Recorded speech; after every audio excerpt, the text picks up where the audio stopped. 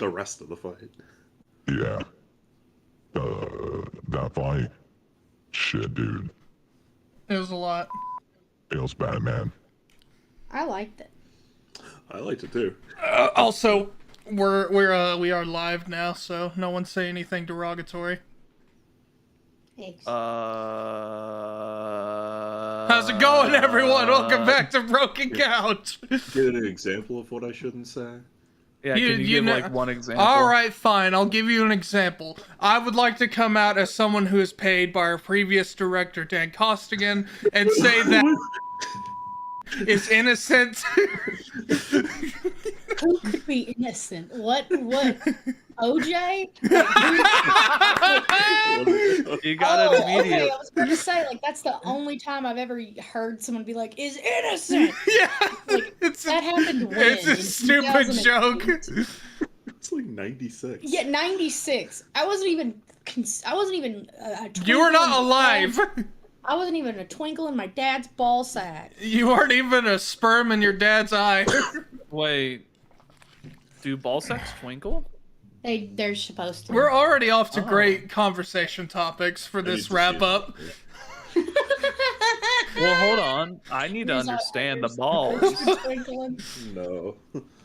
I mean, what else is there to talk about this wrap up Yeah, anyway? Matt finished. Oh my fucking god, is that what Twinkle Twinkle Little Star's all about? Yes, it's about Just a man's testicles twinkling? yes, it's about a lone father's ball sack.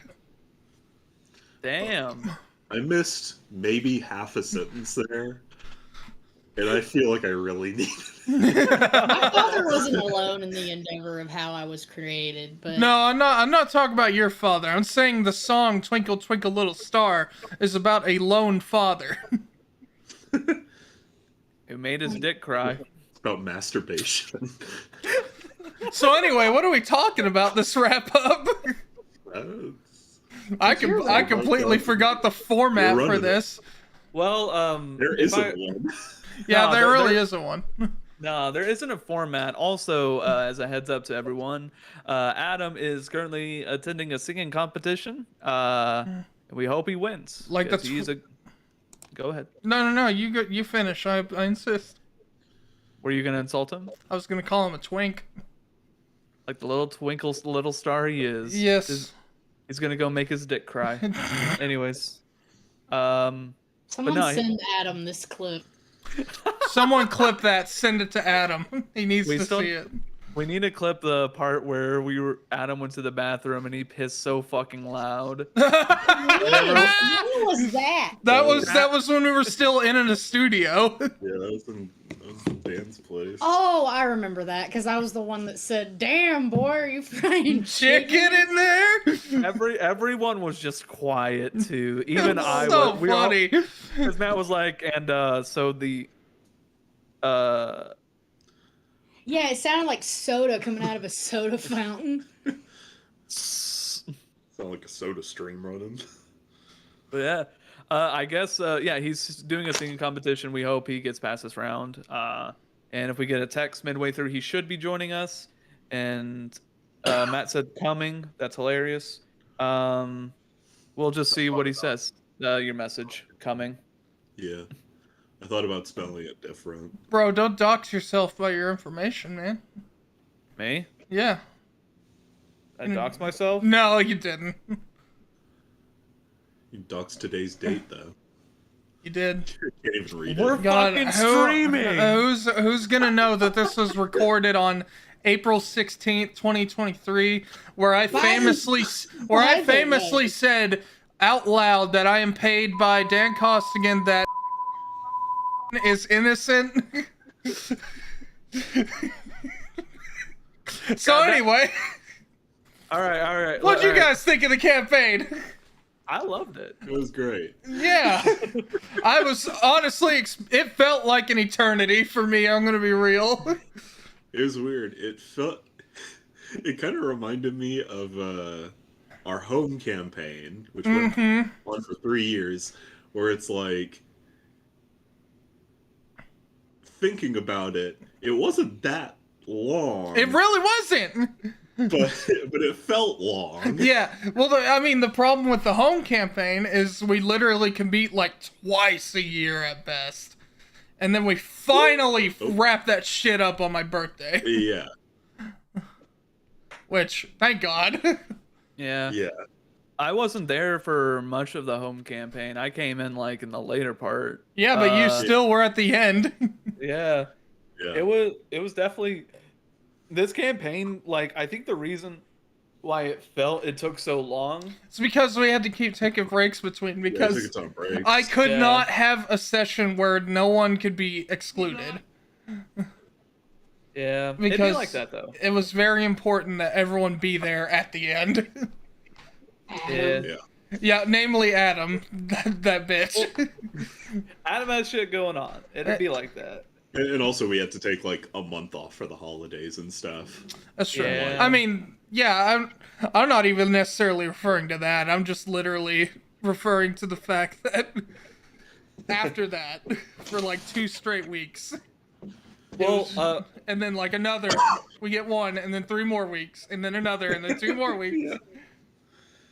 it was Busy definitely it did not stop happening. Yeah. Where we were like, all right, we finally everything's cleared out. We're just gonna go from point A to point fucking B. No, all right, we're gonna miss another week. Yep. I really would have tried to plan around Adam missing more, but just like I didn't. Wesley ended up becoming too important. Yeah, Yeah, he started connecting with like the big bad evil Yeah, guy. Adam had to play the hero that connected to everyone. So True. Makes sense with his character. that's true. Oh yeah. But the yeah, thankfully with season 3 of Lind, I think there's only like 3 or 4 sessions that I need everyone for, and it's like the last few.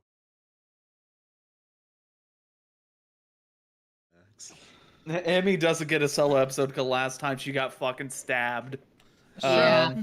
Yeah, Emmy is averse to at-home specials of herself, so she will not be in the studio anytime it's a character moment. It sucks because for people starting to get their own things, like Ivanoth and Drac will go through it just fine. They'll accept it. Emmy and California are like, Well, Emmy still doesn't understand why Lucian's so angry. Never tried, but she still is like. To put it into perspective, Matt sent me this picture of 2 kittens, and one kitten has the other one by the scruff of their neck. Like I guess it saw their mother do that. And he said, Emmy and Lucian. And I said, which one is Emmy? Which one's Lucian? He said, really, Lucian is the one that's holding the other kitten. But, you know, if Emmy ever gets good, she can... There's no chance. Levels No in the chance. mug. let me see. But no, I enjoyed it. Fucking bite you. But one thing I wanted to also touch on is the creation of our characters. We don't have to go. I was we gonna don't have start to ask, how the fuck did you people come up with this? I do dumb things, but I do want someone to go ahead first. I feel like if you still have stuff about your character you don't want to reveal, you don't have to, because there will be a second season of this. That will right, be James? a long time from now. Yes. Yeah. All right, so maybe we'll forget about it. But honestly, I want to throw. I think I would like to throw it at like Matt for now. Sure. So Reed is an interesting case in terms of character creation for me, because I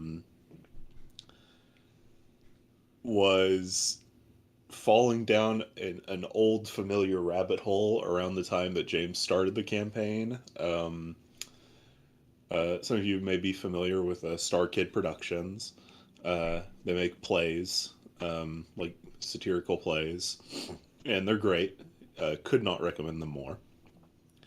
And one of my favorites of theirs is a Harry Potter sequel. And there's a character in that, Remus Lupin, who was sort of the direct starting point for Reed, where he is just a fucking loser, and he like self high fives himself. He's an alcoholic. He used to be homeless. Like, a lot of the pathetic parts of Reed were like just directly pulled from that because it was fresh in my mind. I was like, oh, I want to play a character like that. And then James like, modern day setting. I'm like, let's fucking go. I know you said the design was based on Doug Duck. Yeah, well, yeah, both, because if you look up a Harry Potter sequel, Lupin, that's pretty much what Reed looks like, apart from having like more like the hair and mustache kind of Doug. Like if the bad guy from Sword and Shield did meth. Nah, he's not that put together. You ever seen what meth will do to somebody? Yeah, he's not that put together. But yeah,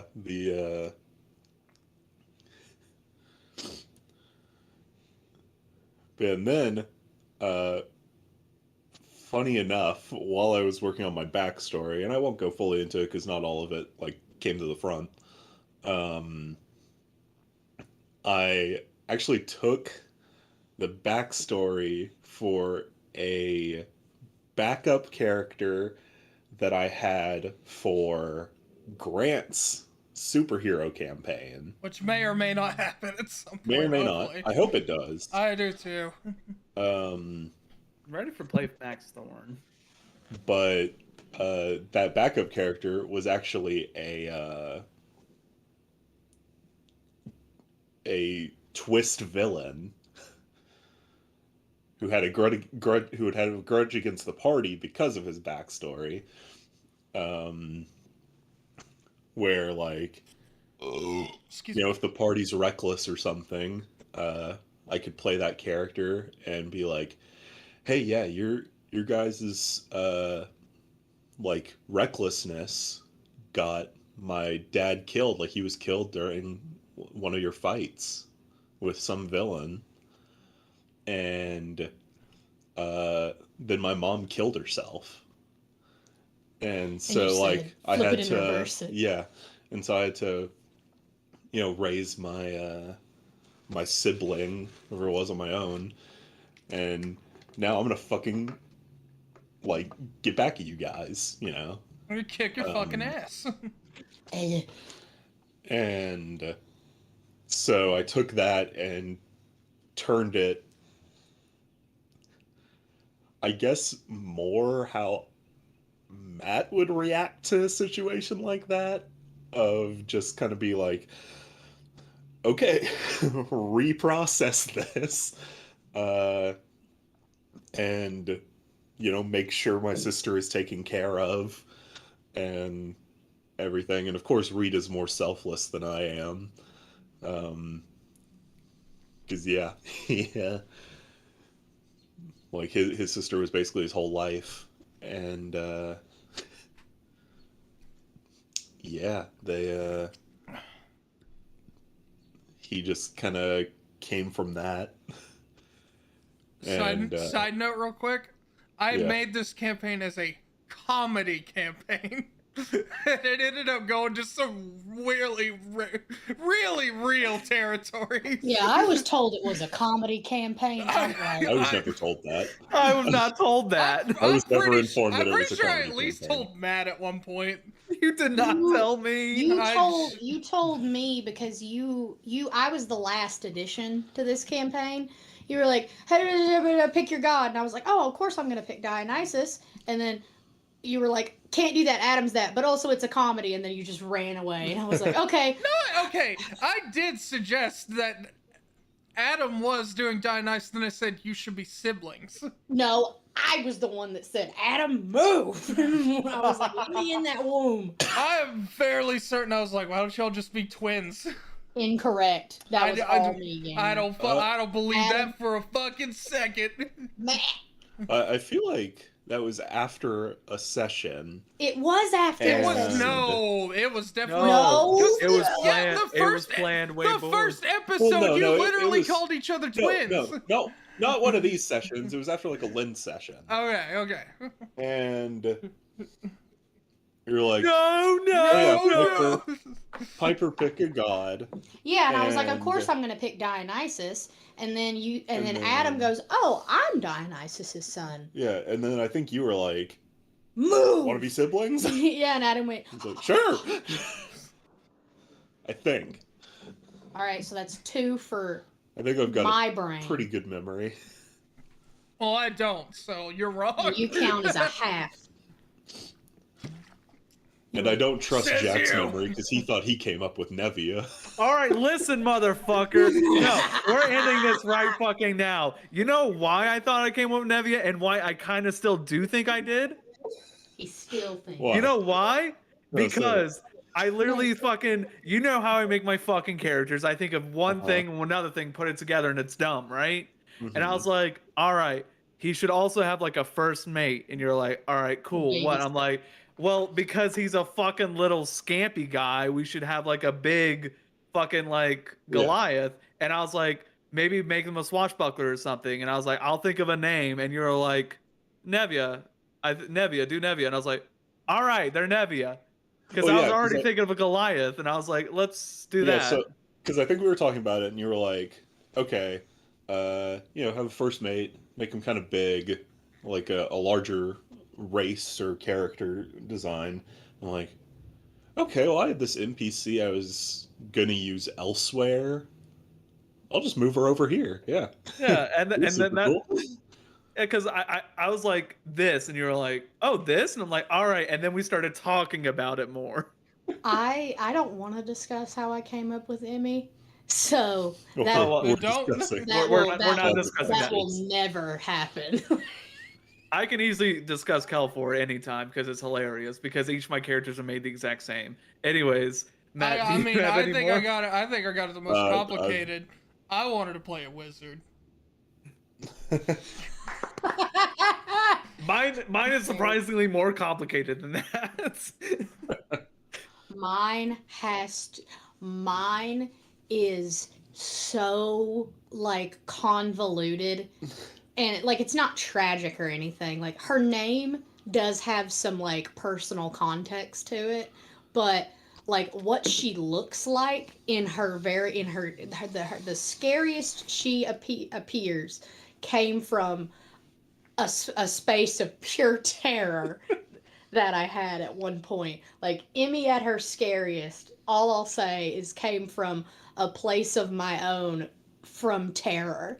Seeing a And- moth at 11 in the evening. Grace Yeah, was using yeah, the using bathroom my and a moth came flashlight. through the window. She was like, "Ah!" Yeah, I'm using Big- my flashlight to take out the trash, and a moth beelines for my open eyes. Is there anything else you want to add on to read, Matt? Nah, that's pretty much it. How'd you come All up right. with Hugo? Me next. Yeah. All right. It all started with finding out that this was a campaign about gods from the mythology of Greek mythology. And how I make my characters is I think of one thing and another thing, and I put it together where it doesn't make sense. So whenever I was told that this campaign involved gods, I remember you I- said, "Can I be a Norse demigod?" And I said, "No." yeah, I did ask that. Right, Which- I remember that. Which Got shot down. it got shot down immediately. But there might be a chance now with the ending of the who No, knows? you're still You're you're still still a Athena's Greek kid. demigod. Athena Hey. would have told you otherwise. I mean, Maybe Zacharis. yeah, he could be a demigod of a. That's what I'm saying. That's what I'm saying. Look, I'll hold my he is tongue there. maybe the most believable character to be a demigod. Or He- maybe that- he's that just a man really has fucking killed- strong human. Nah, that's crazy. No, that's Those don't crazy. exist. But the moment I was brainstorming, I'm like, all right, what can I do to make it not make sense? Because I was like, I want to be a fighter because I want to try out the fighting class more. And then I In the world, I just said you can't be any other mythology. and I like to do accents with my characters, even though I'm not great at it, because whatever, it's a fun, have fun. And the moment, I think me and Matt were talking at work about it, and I was like, I really want to give Hugo something like, I don't want him just to be like a basic character. And the mind that me and Matt talked, and it immediately popped into our head. They're like, Hugo's an atheist. Yes. And where I wanted it to be, like, I kept on talking to James back and forth of like, hey, I want you to know Hugo, he's a great guy, he's nice, like he'll do anything, but he's like a Reddit atheist. No idea what that means. You don't want to. You don't want to. And like that's what started the character, where I was like, Reddit atheist sounds great. I want it to be like, whenever we're fighting these fucking mythological beasts, Hugo's like, that's a weird dog, swings. What the dog doing? To be fair, I did kind of lead with that. You did, and But- which Yeah, I yeah. was And so the way fucking happy. The way it ended up going, I'm like, I can't have that going for 20 episodes. Something's got to give. And it gave a lot quicker than I was expecting. Yeah, I wanted to keep it going for at least 2 fights, but when I was like, I can't make that up. But what was hilarious about it though is after I found out that Hugo was gonna be like a fighter, a really strong guy from Sweden, doing study in Tennessee, I started thinking about like, all right, now I actually have to make a backstory, and that's when it got dark. I have realized I start out really stupid, and then I just go to kind of a dark backstory. True. It just ends up happening. And then Hugo just became this fucking character who is just a sweet guy who's just trying his best, who's not all that like fucking socially adept. And I also fucking drained his fucking wisdom. I put it through the fucking ground because I wanted, even though he is like the son of Athena, the goddess of wisdom, I wanted that bitch to not even make sense. Like, how are you the son of Athena? My but- mommy thinks I'm great. I get a gold star. It was really fun though to kind of mess around with the character. And then during the session, it became more like, I think Hugo took more of like a Joe Bro approach of situations, where it's just like, hey, what's going on? I got you. Do I have to hit this guy in the knee with a fucking sledgehammer? What's happening? You were like a perfect mix of Okuyasu and Kakyoin. Yeah, that's true. Where you were really as smart as Kakyoin, but just as like ready to fuck shit up as Okuyasu. And it took me like a little bit because I was originally gonna make Hugo like not even go into religion, like as like a major, for college. But then like I was thinking more about it, and I was like, nah, he would want to do it just because of the big Because bad Rick- shit Just that to- happened. Just to do the checkmate. Yeah, just Yeah. to finish the checkmate. Like he wants to be, if he's gonna be sure about something, he's gonna be sure about it. And then I just made him a lovable little fucking silly guy. And then kind of just went on from there. I think I finally understand why I immediately hit it off with Reed immediately hit off with you. It's because we were the two with the sad backstories. Your backstory was like written on your fucking sleeve, and Hugo's just like, oh hi. I'm from Sweden. Hello, I'm from- Hugo. I'm from Hi. Sweden. Which it makes sense because it's like, so I mean Reed's yeah, because Reed's like, oh, very clearly been through some shit. Like he's very clearly a bit broken, and he he was don't- just like the sweetest dude. And so it kind of makes sense. I mean, we had our characters had a past of like student and teacher. But like it kind of makes sense that Reed would be the one to kind of see through Hugo's like facade first. I But can also, see, he doesn't want Hugo to know that pain. He I can feels see the terrible. pain in your eyes, young man. You should take this green. What?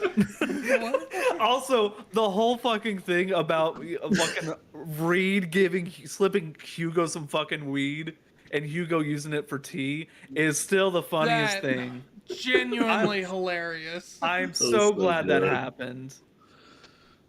Yeah. And also, I finally get to play a buff boy. It took me a little bit to do it, but I definitely wanted to play a buff character because for some fucking reason, I always make criminals and I never play a rogue, and I always play twinks for some reason. Even though I love playing buff guys. I love playing twinks. All my friends are twinks. All my homies love twinks. Yeah. You saying that reminds me of the one time where Reardon drank a potion of giant strength, and he just immediately goes from twink to jacked in 1 second. And he still lost the hell out of Yeah, that he fight. still. Hey, we did him dirty though. Did. Yeah, that was in our previous campaign where I had a one-on-one fight with my personal antagonist, and I didn't land a single hit on him before he almost killed me, because I was playing a bard and he had a fucking anti-magic field necklace that I could not wrestle from his from his neck, and so I went unconscious. And then we got a divine intervention off, and then God, what was it? I ripped that fucking necklace off and then put you back up, and then you use fucking the spell that makes his intelligence drop to 2. Feeble mind. Yeah, feeble mind. Yeah, because you cast. Because your character like ripped off his necklace and just fucking chucked it, and then right when you did, I feeble-minded him after I got healed, and he had low intelligence, so it worked. Or low, whatever the saving throw is. But yeah, yeah, it is funny because I tend to never really play buff characters, but I'm going to be playing one in the one shot. Good. I am ready for your character to just. I guess technically also my 2 kind of DM PCs in the party are both buff ladies, so. And Lind. God. Yeah. But yeah, I will say though that it's just it's been fun playing a nice character who's not an asshole. But now because in another campaign I'm playing with Adam, the Curse of Strahd campaign, I'm also another nice character who isn't an asshole. And I was like, damn, I really just want to just be a prick. Because we were at work one day, and Jack and I's desks are right next to each other, and we were just talking about your characters, and you're like, man, I can't wait to go back to Kelfor and just fuck some shit up. It's nice being a nice character because I really like the dynamic of, like, to be fair, I feel like everyone is Hugo's big brother or big sister in the party. But sometimes I like just being that little fucking roguish guy who's just like, what are you doing over there? And he's just like, You run! it's just fun. Yeah. I forgot to bring up, but when during Reed's character creation, my initial plan was for Reed not to be a demigod at all, just be a human. I did not want you to do that. Right. But yeah, just be like the human of the party, like. Because, look, it's my thing, as you'll see, that I only play human or human-like characters. I don't play beast characters, like, at all. Like, the craziest I'll get is, like, a Ganassi. but I love playing the human character. And so I think that bled into this, where it's like, okay, everyone's a demigod. I'm a human.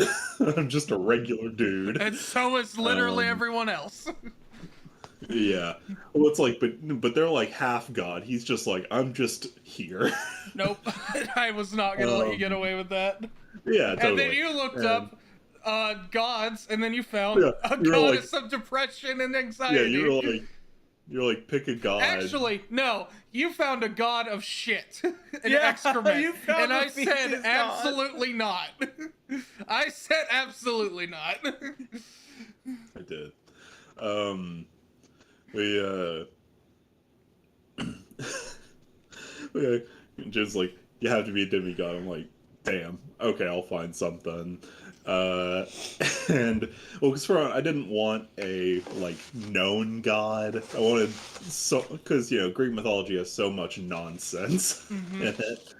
I wanted to go off the beaten path a bit with it, and I was like, okay, let's do like is there a god like depression? Oh, there is. That. Thing. I actually made a list of a couple options. Let me see if I still have that. I think one of the gods you were gonna take was Hephaestus, just because he was a crippled. Nah, if I were to go with a main god, it would potentially be him. Yeah, the other one I was considering is Aklis, who is the goddess of poisons. That would have been good. But yeah, I ended up going with Oasis, just because I'm like, well, this can only end poorly. And it did. And it did. So yeah. Because yeah, I knew, because I think I was the last one to pick a godparent. I think so, yeah. And it was, Athena and then Dionysus and Dionysus. And I was like, all right, let's get weird with it. Let's really delve into the old tomes for this. No, I'm glad you did, because I loved the chthonic gods since I fucking played Hades. Yeah. That was definitely intentional. I wanted to get some stuff, and I definitely knew that she was a chthonic goddess. Yeah. Yeah, no, I was just like, God of depression. Yeah, that fits. Cool. Now, Piper, you ready to show how Willow was made? Sure. So, can you grab my Dr. Pepper? Sure. While that's happening, I'm gonna also grab something to drink. Yeah, let's everybody take a sippy second. Wow, everyone else left you when you're going into Willow's backstory. Yeah, I know. I'm used to it. It's fine. During the really serious Emmy moment, our stream cut out for 30 minutes, Yeah, no, I remember. and it broke me because that was the big part of Emmy's story that I got to be a part of.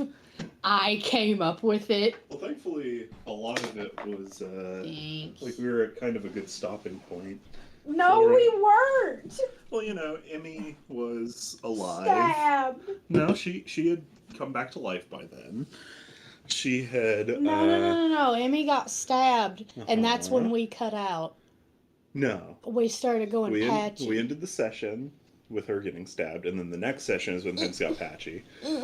And Emmy had come back to life, and Draken Kelfor had restrained Lucian. And Restrained. We basically cut out right when they kind of made eye contact again. Or you were about to send Hopper to be like, is this angry? But yeah, it was, for how shitty the situation was, it was at least an okay stopping point. But yes, Yeah. tell us about Anyway, Willow. So, as it was discussed, Adam had picked Dionysus first. When I was proposed the campaign, my immediate thought was, oh, I'd love to have Medusa be my mom. But also, I knew internally there was no way that James wasn't going to have Medusa be an NPC. So, I immediately was like, well, I'll Fucking do... ass. Yeah, I was like, well, I've wanted to do a like stereotypical. Okay, so whenever I was thinking of Willow's body type, I was thinking of, if any of you lovely people have seen Paranorman, you'll know that the sister character, Courtney, the way that she dresses, the way that she does her nails, the way that she does her hair pulled up, that is Willow's body type. To a T, 100%, that is what Willow looks like just in claymation.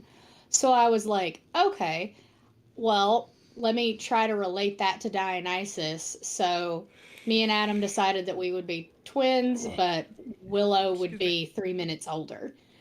And we also discussed that Adam, because he has more chaos magic, he probably would have been way more okay with the way that he looked physically as a kid, teen, adult. So I was like, okay, well, I still want her to have bright blonde hair, but obviously it's not natural. Like, she gets it colored. And so I was able to, on the website that we use, what's that called? Hero Forge. HeroForge, there was a really cool little thing where you could have a character's roots, like their natural hair color, peek through. So I did the bright purple that, like, she had obviously in high school had been trying to cover it up for personal, like, self-esteem reasons. But then, you know, she's just tired. So she's letting her roots show through. I also had it written down that she probably wears colored contacts that are brown, just something that really tones down her outward appearance. But in reality, her eyes are like fucking green bean color, like so obnoxiously green. And I also wanted her to be athletic in the sense that, like, I wanted her to be able to do things physically that I could not do, because Emmy is as physically capable as I am in a fight. So, because if I was in a real fight, I would not be a heavy hitter. I would be the one that's staying in the back and being moral support and healing if I can.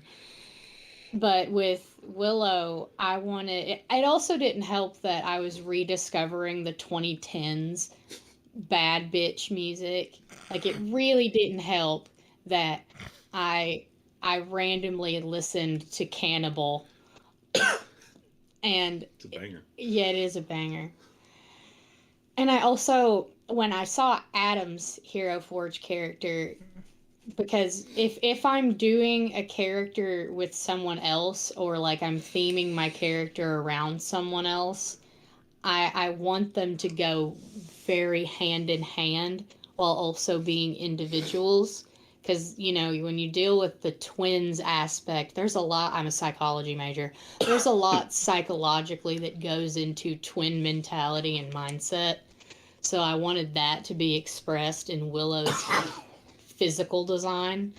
So where Adam's character was just a walking caution vest, like what road workers wear. That is the perfect description. It is. He's a walking caution tape with MC Hammer pants. Yes. You know, he was the kid in middle school who wore like the highlighter clothes. Oh my god, yeah. But I wanted Willow to be... I wanted her to... I didn't intend for her to be bland color palette. What I intended was, for now, she's letting her Dionysus color palette through, but in the past, she had obviously not been about it. But she had, at no point did me and Adam discuss having any sort of disdain or poor relationship with each other, our human parent or our godparent, because... Couldn't be me. Exactly. Because I knew what Matt's character was, and Jack had hinted at his, and me and Adam kind of went, I thought this was a comedy special. Again, me and Jack were not told that. No. I was told by that. I feel like I at least told Matt. Maybe you did. All I was remembered being told is this is modern demigods, and also it's heavily like this is taking place in like the Hades or Hades Oh yeah, game. no, it's Yeah. Hades lore. The Hades video lore. game Hades lore. Yeah. Yeah. And I did play that game, so I was like, oh yeah, hell yeah. And it is a comedy. It is fun. There are some serious moments, but I was like, cool. It's gonna get dark. Cool. You will not survive. Look, man, my inner goth tells me that I have to be the one with the dark backstory. I gotta be the edgelord of the group. I don't And you know. don't give me what- shit for making edgy characters. Meanwhile, Matt literally every time. Mine, I like them to be fun. I like them to be fruity and a little rooty tooty. Emmy's rooty tooty. Willow's fruity. And I don't have. Wait, what did I say? Little fruity and rooty tooty. I gotta come up with another characterization. Patootie. Gross hair. Oh, I'm sweating, begging for cream. Now, the question that I have on my mind, did I always anticipate Willow to have a partner in the campaign? Yes. Yeah, Yes. I could tell. Yes. Day one, you wanted to fuck Medusa. Not fuck Medusa. Build a life with her. And Your fuck Medusa, words. let's be real. Okay, to Your be words, fair, and I Our quote, children will "We be will, beautiful. our children will be beautiful." Yeah. We will build a life together. I messaged you that in Latin. Yeah, no, I remember. I wrote in Latin, our life will be beautiful together, as will our children. I remember. No, I remember. No, I remember. so And honestly, Piper, I wanted you to fuck Medusa.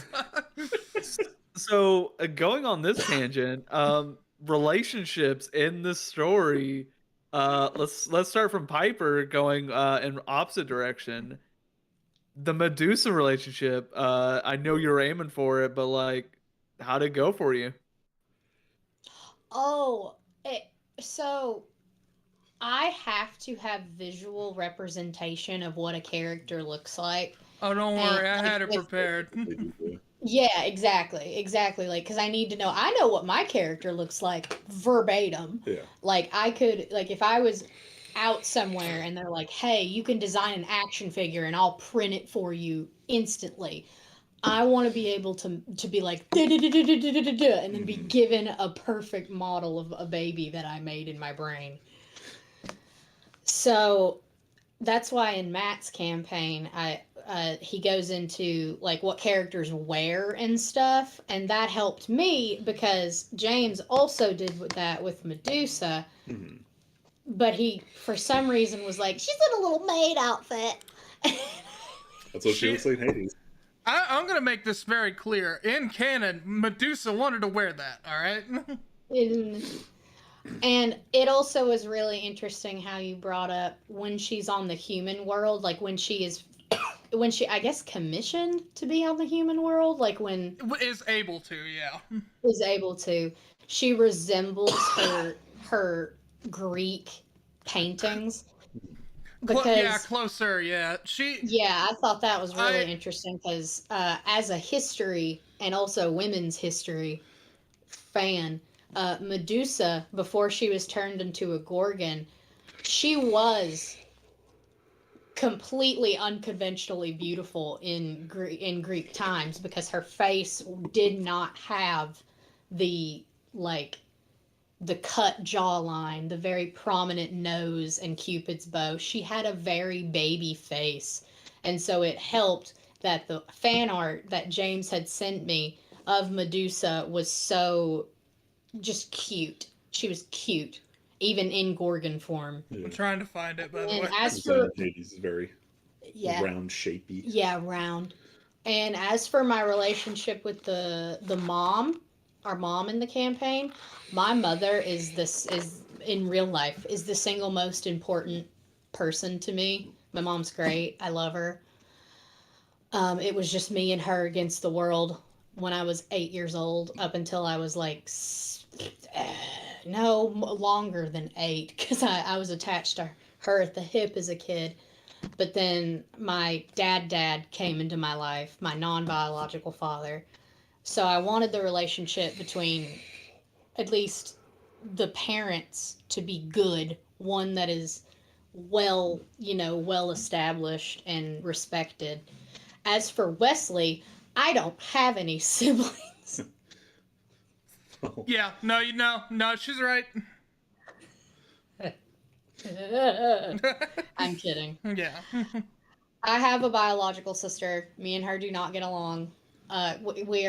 We're canonically at odds. like she's just a jerk, man. So I was like, I want to have a fun sibling. I want to have a sibling that cares about me. And Adam's the perfect person to Yeah, and play that also, character. I could discuss this because there's no way in hell my sister watches these streams. There's no way, like on this rat's ass of an earth, that she's watching this. So, getting the chance to play a sibling, because Emmy doesn't have any siblings. That was very firm and discussed. It's just Emmy. And I liked how Well, now she's got Lucian. Yeah, how in the Lynch campaign, Kelfor, once Emmy came back, was like, "Is there another one of you?" Did they make more of you? Yeah, Get away from me! Yeah, exactly. It was like you asked, and then you did rolls to see if Emmy was lying, which she wasn't. Why would she lie to you? I don't think Emmy's ever told a lie. Emmy has told a lie. Well, yeah. What's the lie, Well, Jack? I gave you a fucking euro, and I said, you won't tell anyone about this, right? And you went, No, and then- I didn't nod. I just looked at the euro, looked at you, looked at the euro, looked at you, looked at the lights of our party, and then was like, She didn't lie to Drac, that's for sure. No. you didn't like the track, but Kelfor had an appropriate response. Also, you ate something off the ground, It wasn't off the ground. off It the wasn't off the fairy ground. table. It was on a table. It was on Yeah, a it table. Fairy table. It was You a ate very nice. something- You Kel- ate something that was just out in the Yeah. open. Yeah. And it was good. It was really good. But You excuse also me. ate something really Oh, good. oh, I didn't eat that euro. Remember? Emmy didn't eat it out of sadness. Oh, Who'd you give Emmy it gave to? it to Aries. That's what I thought. She gave it to Aries. Aries was like, You know, so finish that? yeah, no. Aries was like, why are your hands so greasy? Is that Euro meat? And There you go. yeah, exactly. And Hopper was just kind of like, yeah, she wasn't gonna eat that anyway. To She Aries. wasn't. Yeah, that but sucks in because Aries also got the extra euro I had because she saved my life.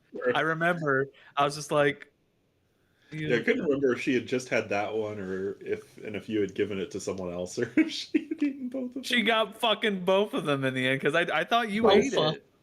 Both There of are them. many benefits to being a hot dragon lady.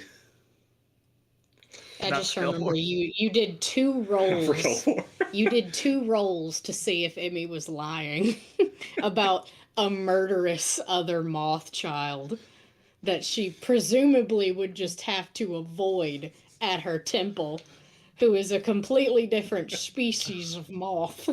Well, to be fair on like Kelfor's part, He's surprisingly, no, Yes. No, he's not. no. I mean, he is, but no. Emmy has done the thing where Emmy's just sitting here like, bleh. And then other times you'll go on to this monologue of, they are not the Froson. Leave them be. We must continue. So Kelfor doesn't know who the fuck you are, really. So Oh my god. Remember there was a session I couldn't be here for? It was the doctor Yeah, episode. it was the second And session, yeah. as you know, because she had no pity for that doctor Yeah. whatsoever. She was like, ugh, gross, what a flop. And then when he was downed, Ew. yeah, exactly. When he was downed, she closed his eyes and like bid him safe travel for the judgment of Byra. But she also sang a song that's just the darkest thing. Like the song is Wither and Decay, Let the Spirit Free. Like it's super dark. And and James I think rolled to hear it. Yeah, James and he heard was it, and like, he's like, guys, I think we picked up something. guys, I don't know. I if don't this think that's a kid. is- Guys. yeah, exactly. That's why I'll. It's wither and decay. End this destiny. Break these earthly chains and let the spirit free. Take what has been hurt. Grant them no mercy. God, And this that's- sounds like that a was metal wild. song. So Yeah, now I it just will- imagine it's- Emmy going, yeah, it's "Let actually the a Disney spirit song. free." It's actually a Disney song. It's the opposite song to the Rapunzel. Light Flower from Tangled. Oh yeah. It's the opposite version. It's in minor what the song sounds like, and Byra used to sing it to Emmy as a baby. Jesus. Hopper I- tried to sing it, but then he was like, "Oh, He's got a beautiful frog song. Yeah, Right. first of all, excuse you. Hopper would definitely sound like, Hello, my baby. Hello, my honey. Hello, my ragtime gal. I have baby Emmy just." I have considered what class Hopper would be, and I kind of did decide that he would be a bard. He wouldn't Good. be dad. That's Uh, how It is. but, to get off the Len campaign. yeah. We'll be getting there. We'll be getting there soon. Is there any other relationships that how was like the friendship with Zoe? Oh yeah.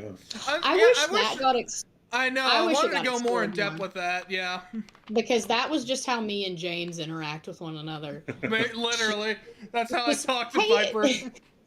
Yeah, it's just like, "Hey, whore," and then throws Sup, a bag bitch? of bullcock ramen at her forehead. Just, "Sup, whore." What's up, my bitch? I know, I legitimately wanted you to have, like, a girl best friend. That Yeah, was it's just like, it's like Willow walks into a room. "What's up, vagina fart?" And just kicks Zoe. My God. I'll definitely get in this later. That's honestly my biggest regret is not getting to do more of the NPC stuff. Because I like to imagine if Willow and Zoe were little, they would have been in a Girl Scout troop together, but had been kicked out of multiple Girl Scout troops. yeah, Well, hey, because there's always season 2 could be Zoe's season. I'm telling you, she's a fucking strong paladin. She's super cool. I really like her. That's crazy because she's underage. She's Oh not. my god. By the shut way, the can we fuck up. can we please She's in talk college. about We're not going into that territory. Can we also please talk about the relationship between Willow and fucking Reed? How it devolved into like what's going on here? Oh, look at this fucking freak looking at shit. Ooh. It was mainly because what happened. I know what he had to say something about fucking my mom because Willow had heard that all growing up in high school and in middle school. It's like it was always like, "Hey, what's Willow's last name? Valenwood." It's like, Valenwood. "Hey, Miss Valenwood, when you gonna let me fuck Miss Valenwood?" Well, that's the thing, because Reed said it as a joke because he's never seen her. Technically, canonically, the first time he has seen her is at the Christmas. very end of the campaign, is Yeah. at the Sure. New Year's party. That's true. And so, like, he was just like, It had no. like from it what you had guys were no- describing, he was like, "Rich MILF, I could make a joke here." Yeah, exactly. And Willow said, "Not today," and then just. and Well, I think out of character, that relationship spawned just because we're the only two in person together. Yeah, And absolutely. so we can, like, rib each other. Eh, And Y'all stop hitting. but then also it's like, I mean, character makes sense for Reed because the closest you know he person, hates women. True. It's actually totally the opposite. I was about to but- say, literally, his only. But it's like, Never mind. I don't even know. Yeah. because I talked to Adam a bit about it, and you know, this didn't really get brought up too much, a little bit. But Reed sees Wesley as a version of himself who got to live the life that he wanted. And Willow's that bitch sister. Well, but Reed, like, the only other person in his life that's important to him is his sister. And so it made sense for, if Reed's already putting himself in a place where he relates really closely to Wesley, that he would have a sibling-like relationship with Willow. But Oh, for Reed, that was only a sibling-like relationship. Because that's how siblings are, is they're like, what's up, ass hair? that's Like, legit. That was the vibe that Willow was trying to go for, but the rest of the party was like, Willow, stop, he's old. He doesn't mean any harm. And Willow's like, he wanted to fuck my mom. To be fair, 2 of the people in the party were students of Reed. True. Oh yeah, Hugo was like, why are you so mean to him? Yeah. And Titus What also like, is going on Willow, here? come on. Why all the hostility, Willow? And it's like, Why are you mad? It's only a game. it's only a game, Willow. Yeah, Is there yeah. oh, go ahead. Well, it's just like, it's funny. And like, Oh. there were a couple times where Willow just fucking went for the throat with her.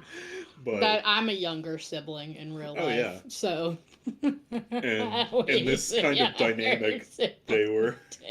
I am a younger sibling, but like. So we're both vicious by But see, nature. also, well, it's like, because on the opposite end of Piper, my sister and I are like best friends.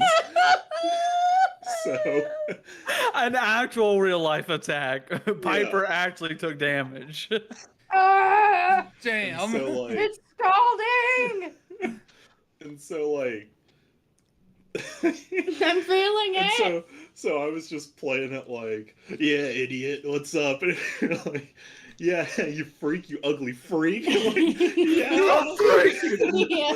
Reed was like, haha, trust fund kid, and Willow was like, haha, dead dad. literally. Yeah, no. That Well, I would like to put out there, Willow was not a high school bully, but she was the kind of person that the bullies didn't mess with.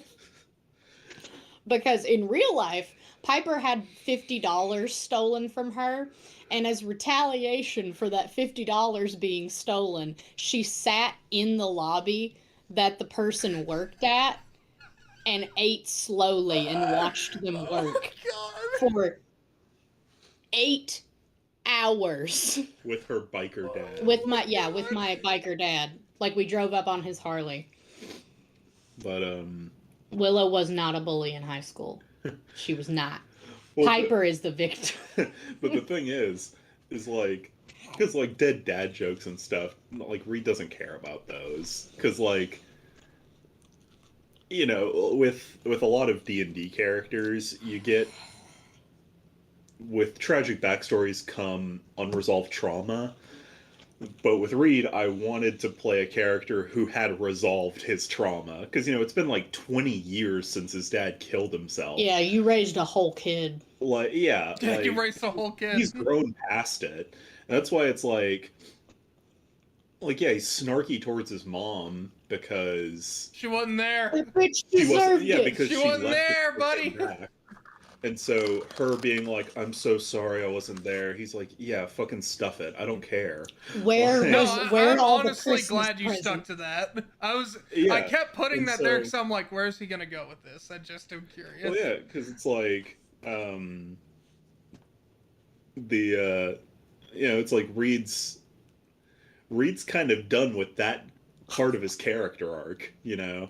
And I mean, Reed was kind of a static character to begin with, and so like the okay, Yeah, I'm sorry, I wasn't paying attention to my pocket. and so yeah, it's like, look, man, I've moved past it. Like, I'm a fucking adult. I don't like. This happened when I was like, what, his dad died when he was like 14, Yeah. and he's 35 now. Like, if he's still got unresolved trauma, he needs to go to therapy. He already on that. needs there. I mean, he does, but Not for this dead not, dad. not for his familial issues, because he's like, I mean, look, Matt is personally a proponent of like, look, if you have a bad relationship with your parents, then when you come of age, just cut that Cut off. it off. Like, found family is just as important as real family, if not more so. I can relate in the fact my parents are great. My grandmother, who I had to live with for fucking 20 years, wasn't. So, yeah. I got a dad, but that didn't mean I didn't have to put up with my biological father and my sister for Yeah. too long. Yeah, so it's like, and that's what I loved about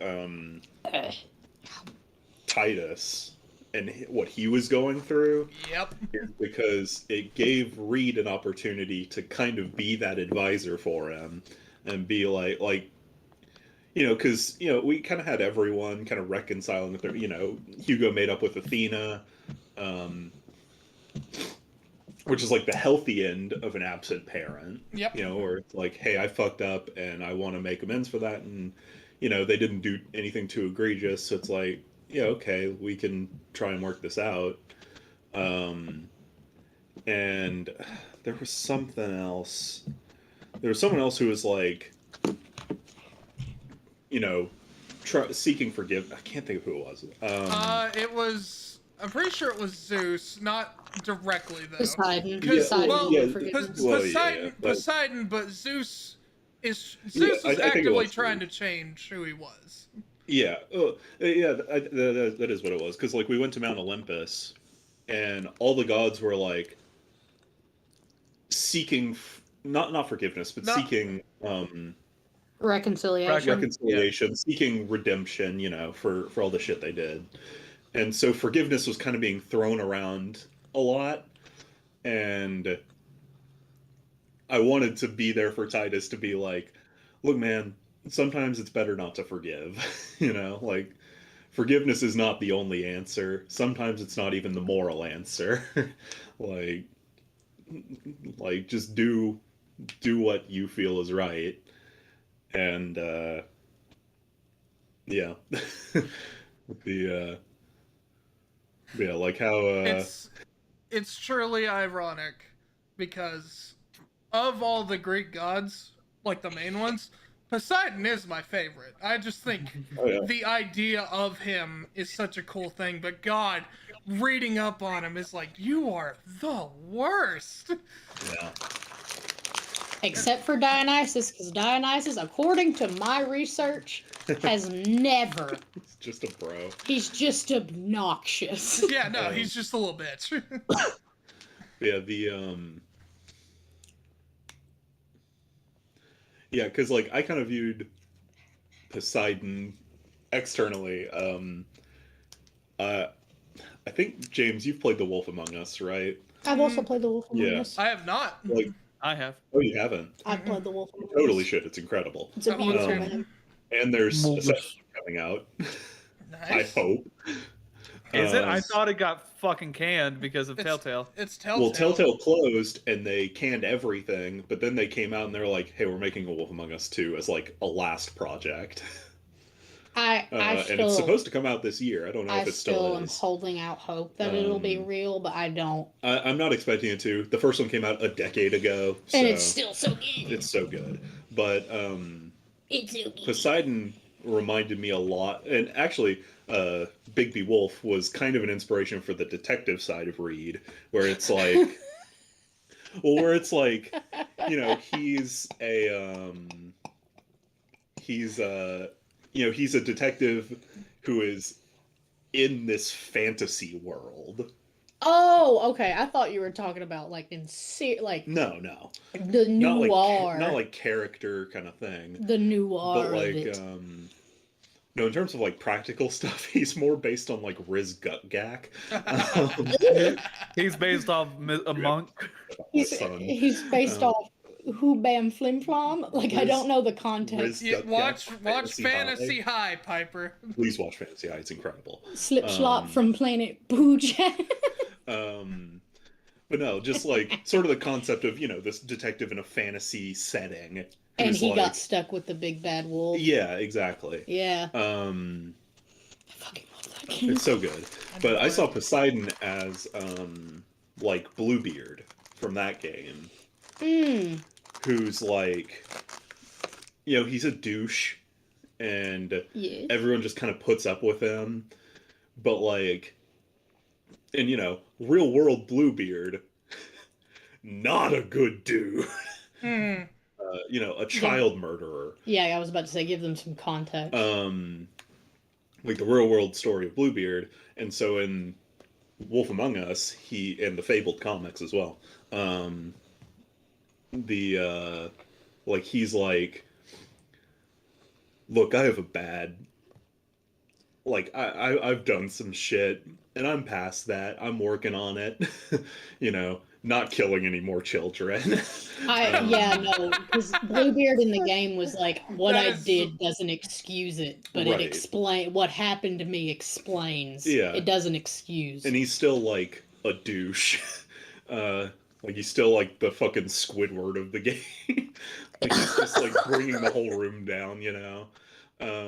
See, I never thought of it like that. I was See- always just like, boo. I, But yeah, deb- so it's like, you I know, debated. he's a Sorry. dick, but he's still like, and he's done like irredeemable stuff. And he's like, look, I know, and I'm not expecting forgiveness, but like that's where I'm at, you know. And so like, from that aspect, I loved Poseidon in this campaign, because yeah, all the nuance it brought and all the great character moments. But yeah, Reed was like, then here's the thing: is like Reed's an outsider, and so from his perspective, he's like, look, I have no stake in this fight.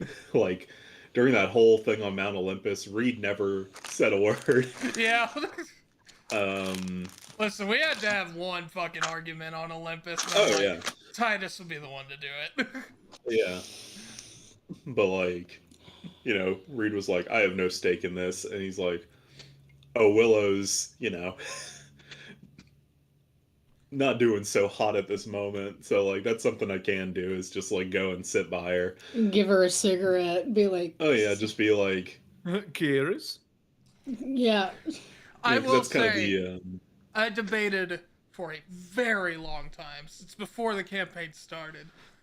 Do I want to make Poseidon like kind of a flub, Not like who like, he is, canonically. a flubby, like just kind of a sad sack, a overly like I'm sorry for what I did, I'm working on it, please forgive me, or do I make him look? I have to look at my fucking job be tainted every Yeah. goddamn day. And all I get for in return is fucking flack. And I already feel like shit for everything I've already done. So Yeah, he's I mean- basically just like, I'm so fucking tired and I just want to go to sleep forever. oh yeah, because that's what was interesting about it was like, Because he wouldn't be happy. Have you seen the Oh, yeah. Island of Trash? well, because he like, you know, whenever we first met him, he's like, hey, yeah, I don't like humans because you guys fuck up my shit, and like, you know, like his day-to-day stuff, like what he's angry about in his daily life, and then like Medusa came up, and like you just see him like shut down. It's like, all right, I'm not getting within this range. I was also debating, do I want to put that in the canon? I'm like, it probably Piper was a theater kid, so that was going to be a good dialogue. Oh yeah, it made it. Yeah, comedy. I was campaign. I was like, I think That's what I Piper. realized. I think it led to a great character moment Oh, from yeah. between Willow and Titus. That was one of my favorite moments in the campaign. Me too, honestly. I used to be quite the little actor to all these audience members at home. Did. Also, She did. on that She's on a that flop now. topic, your and Adam's chemistry is fucking insane. I think me and Adam are the same person. I think if there is a creator, he just went, ugh! And then, Oops. yeah, two Streams of It light. sincerely felt like you two were actually just siblings. Yeah. Siblings. You guys know that TikTok audio? That's truly this is my sister. Yeah, this yeah, is my yeah. brother. We are siblings and we care for each other. Love you, Brian David Gilbert. In my brain, if I didn't have visual context, I would have just seen both Wesley and Willow as the Da Vinci twins. Yep. We're gonna play basketball with a dumbbell. With a 30-pound dumbbell. I've truthfully never seen any of that They're other so than the. funny. They're the- great. Good. They're so They're funny. great. Are they like genuine? Like they're being satirical. They're being They're being Okay, cool. satirical. They're wrestlers. They're full They on are. actors. their whole shtick, because they're wrestlers, and their whole shtick is that like when the person, like one of them's fighting and when they're looking away, they switch Oh, that's places. funny. Yeah, it's fun, and they're hilarious. I love those guys. Shout out Da Vinci twins. Is that their actual name? No, Oh, No, but that's That's what not- everyone knows them as. I don't know. Who painted the Mona Lisa? Da Vinci? Da Vinci? Da Vinci. Anyway.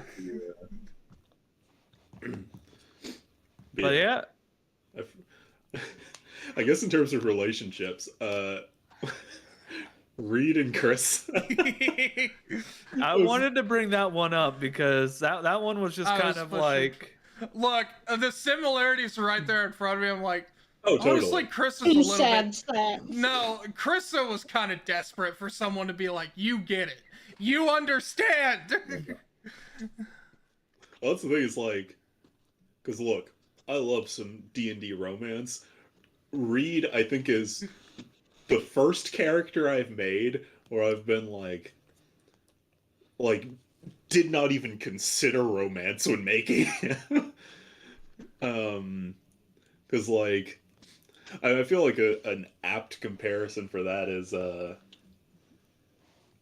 hearing Laura Bailey talk about when she played Vex, where she's like, for her whole life prior to, mid-campaign of Vox Machina, like, her whole world was Vax. Like, it was just making sure she and her brother made it out of whatever situation. So Reed was kind of in that spot with his sister. And so it's just like, okay, yeah, like... And And, if the situation came to it, he'd be like, "Where your clothes at?" It's so true, though. He'd be like, it's true.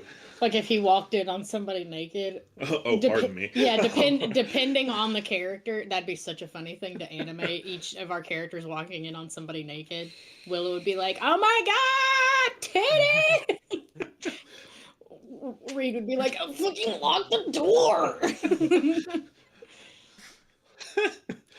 Yeah, as soon as I tried to push her, I'm like, oh, Matt's not giving back. I'm just gonna have this be an unrequited love bullshit, because that is so funny. It was great. And Literally every advance I tried to make her give on you was like, oh, what's this over there? And at the Yeah, very he was end, like- you were like, At the coffee shop, he's like, "I don't even like." oh, Yeah, at the coffee shop, he's like, "Oh, you like Like coffee too? It's coffee." crazy." yeah, that's like with the coffee thing, it's like Corey's like, oh cool, it's like a business meeting.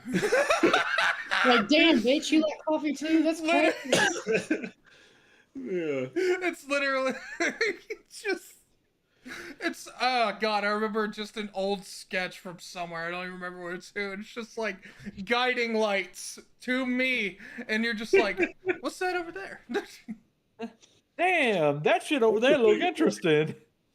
Because I think, like, whenever he first met Carissa, it was like Mutual respect. he like kind of like play flirted a little bit, but like it's Reed we're talking about. You think he expects like Yeah, he A wasn't woman to expecting throw it, her and he just, coochie his way.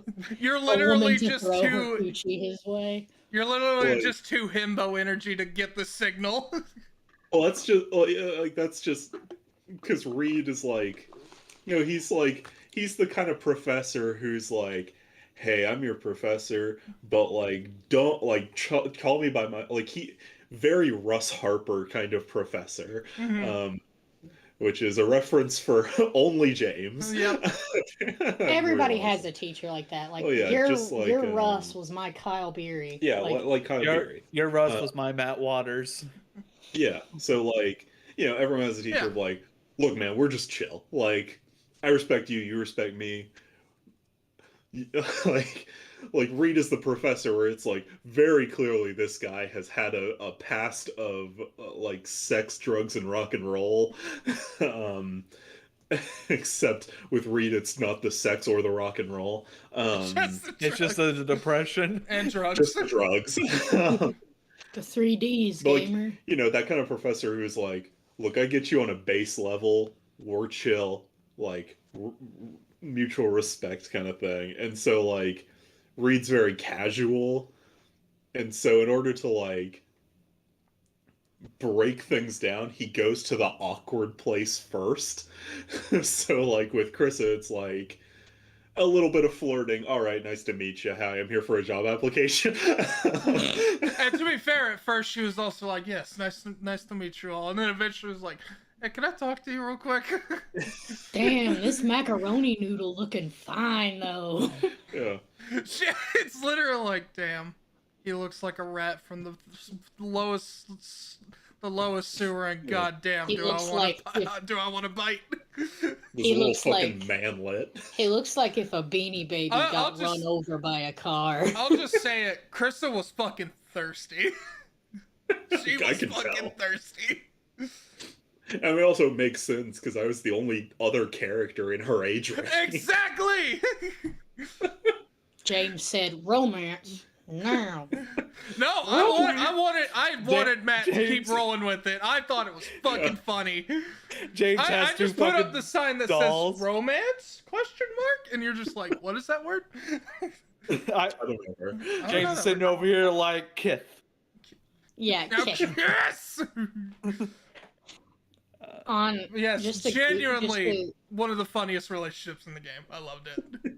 as a goofy little side off, I want to know, Jack, what Yes. would Hugo's reaction be if he like opened a door and someone was naked? Because obviously, like he Reed's would- reaction wouldn't it be like, "Lock the door, idiot"? Yeah. Because since I made Hugo such a prepared person, he would literally close his eyes, reach in his backpack for a set of clothes, and just hold it out. Like, do you Yeah. need this? Yeah. Do you need this? Underwear, bra, panties, all their size. It's like I just- prepared. In my head, Hugo did the scream reaction, the Yeah. and leave the door open and run away. I Yeah, can tell you right definitely, now, for Titus, it would be like, "Hey, what's up? I'll be right back." it would literally like he opened the door and just immediately closed it. Says, "Oh, I got you. Never mind." Wesley's like, titty. Titty. Doors. Because that's No, also what that Willow's reaction would is, too. absolutely be Adrian. Titty. Well, it's like Willow's reaction would depend on if it's a man or a woman presenting. Like if it's a woman, she's gonna be like, "Damn, bitch." Give If me it's a some of that man, titty. No, if it was a man, she'd be like, "Oh my goodness," and then shut the door, and then she'd be like, "Ew, ew," So and be like, "Lock the doors in your." She'd whisper, "Lock the doors in your own house, idiot." And if it's a woman, she's like, "Damn, bitch, looking great, by the way. Also, where is the Ortega sauce in the fridge?" That's what I came to ask. You're like, "Damn, bitch, where your K-cups at?" Yeah, Hugo's definitely the kind of guy who keeps like pads and tampons in his backpack just in case someone around him needs one. He can sense. I headcanon Hugo can sense when a female has started her oh my menstruation god. cycle. oh my And he god! And he would you be know like- what? Being the kid of Athena, I can see that. And he'd be like, Feels more like an Aphrodite. Excuse me, man. "Excuse me, ma'am, do you prefer wings or no wings?" I was about to say, do you prefer defense or torpedo? You need heavy flow or I also have Lucky to Diva protect Cup. yourself or deal some damage. I hate you. As a woman, I hate you. I'm sorry. I definitely well, my goal with Hugo is I definitely, because I never played a character who was kind of like the almost a mom of the sense of the group, like getting everything ready, like having everything ready. And I was like, I kind of want to try it. And to go relationship wise, shocker alert for people who don't know, I'm an aromantic asexual, so I'm not really into the romance thing or the. Whoa, whoa, whoa. I missed. That's Kelfor, baby. That's Kelfor, baby. Do it again. Uh, Do it again real quick.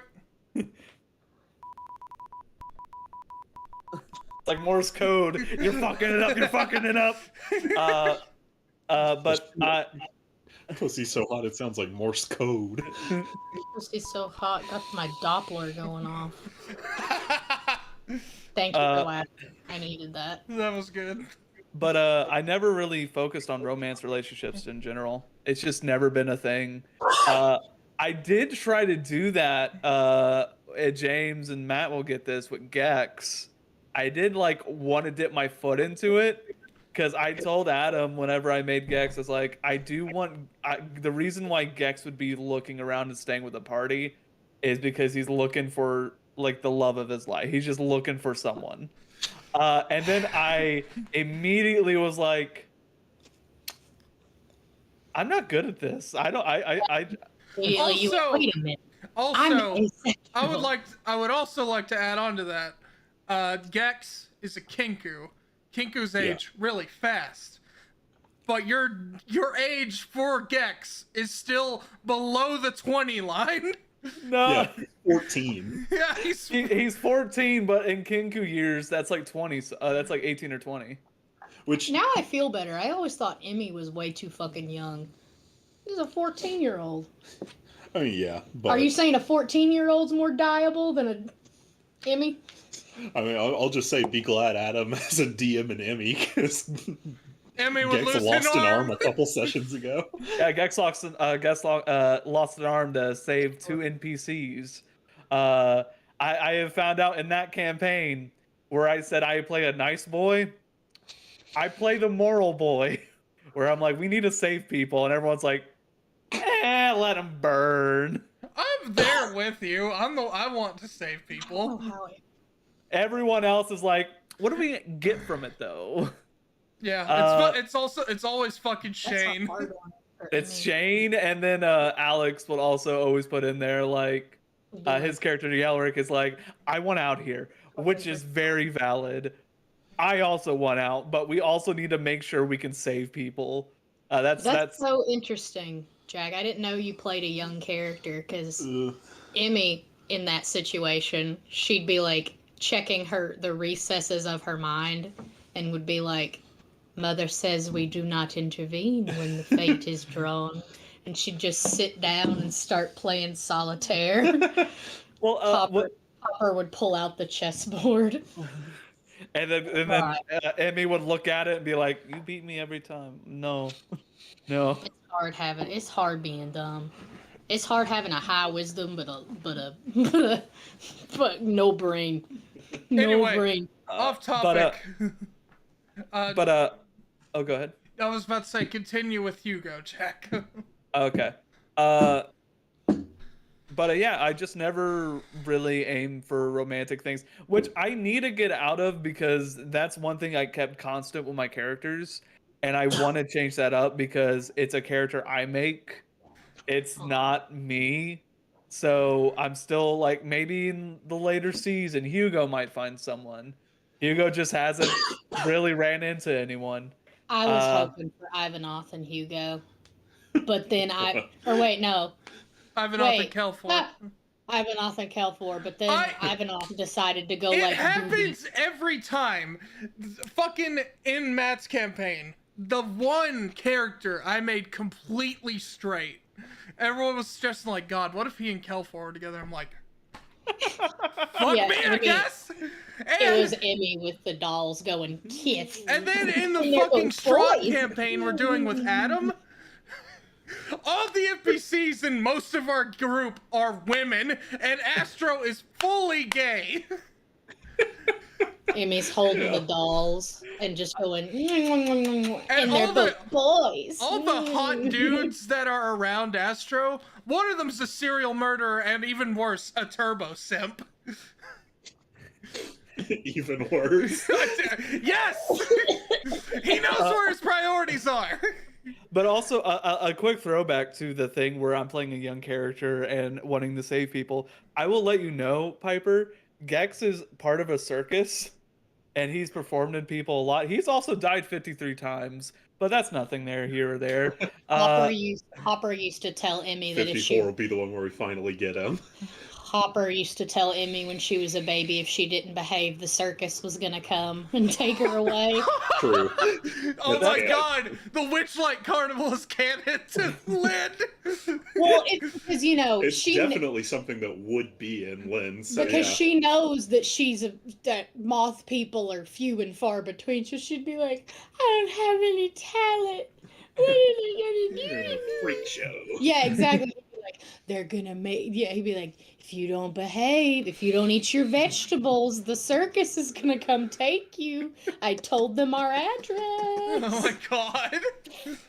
God damn, you made Hopper to be a villain.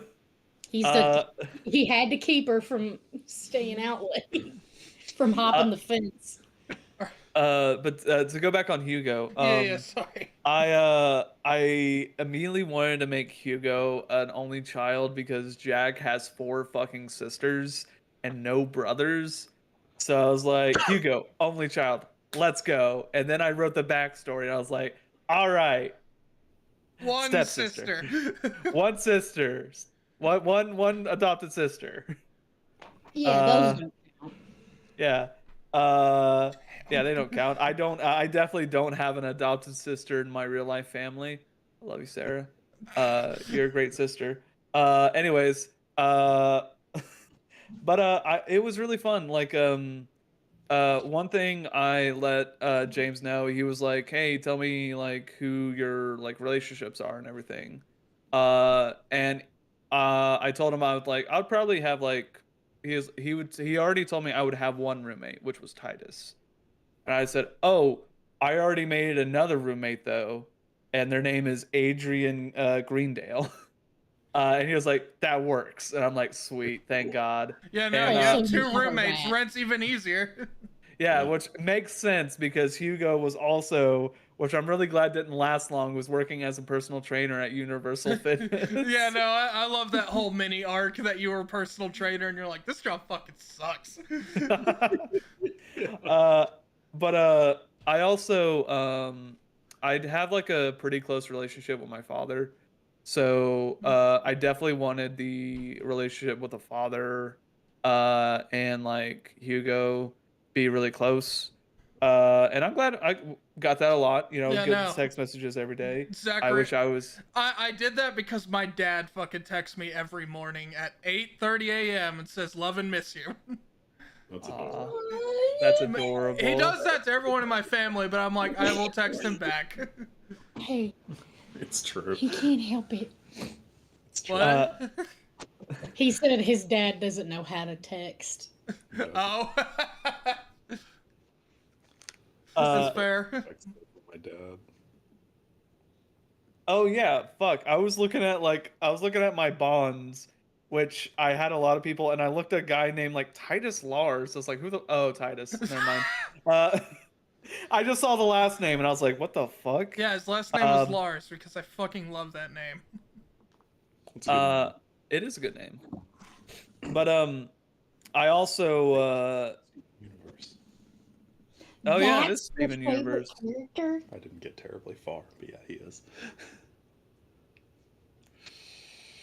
Keep going, I like Jack. his space captain. I was trying to think because You yeah, really okay, I didn't know what have- you're talking about. I was about to say, you didn't have as many except for like the main group, but I will say though, I felt like my main bonds were like kind of more apparent in the group later on.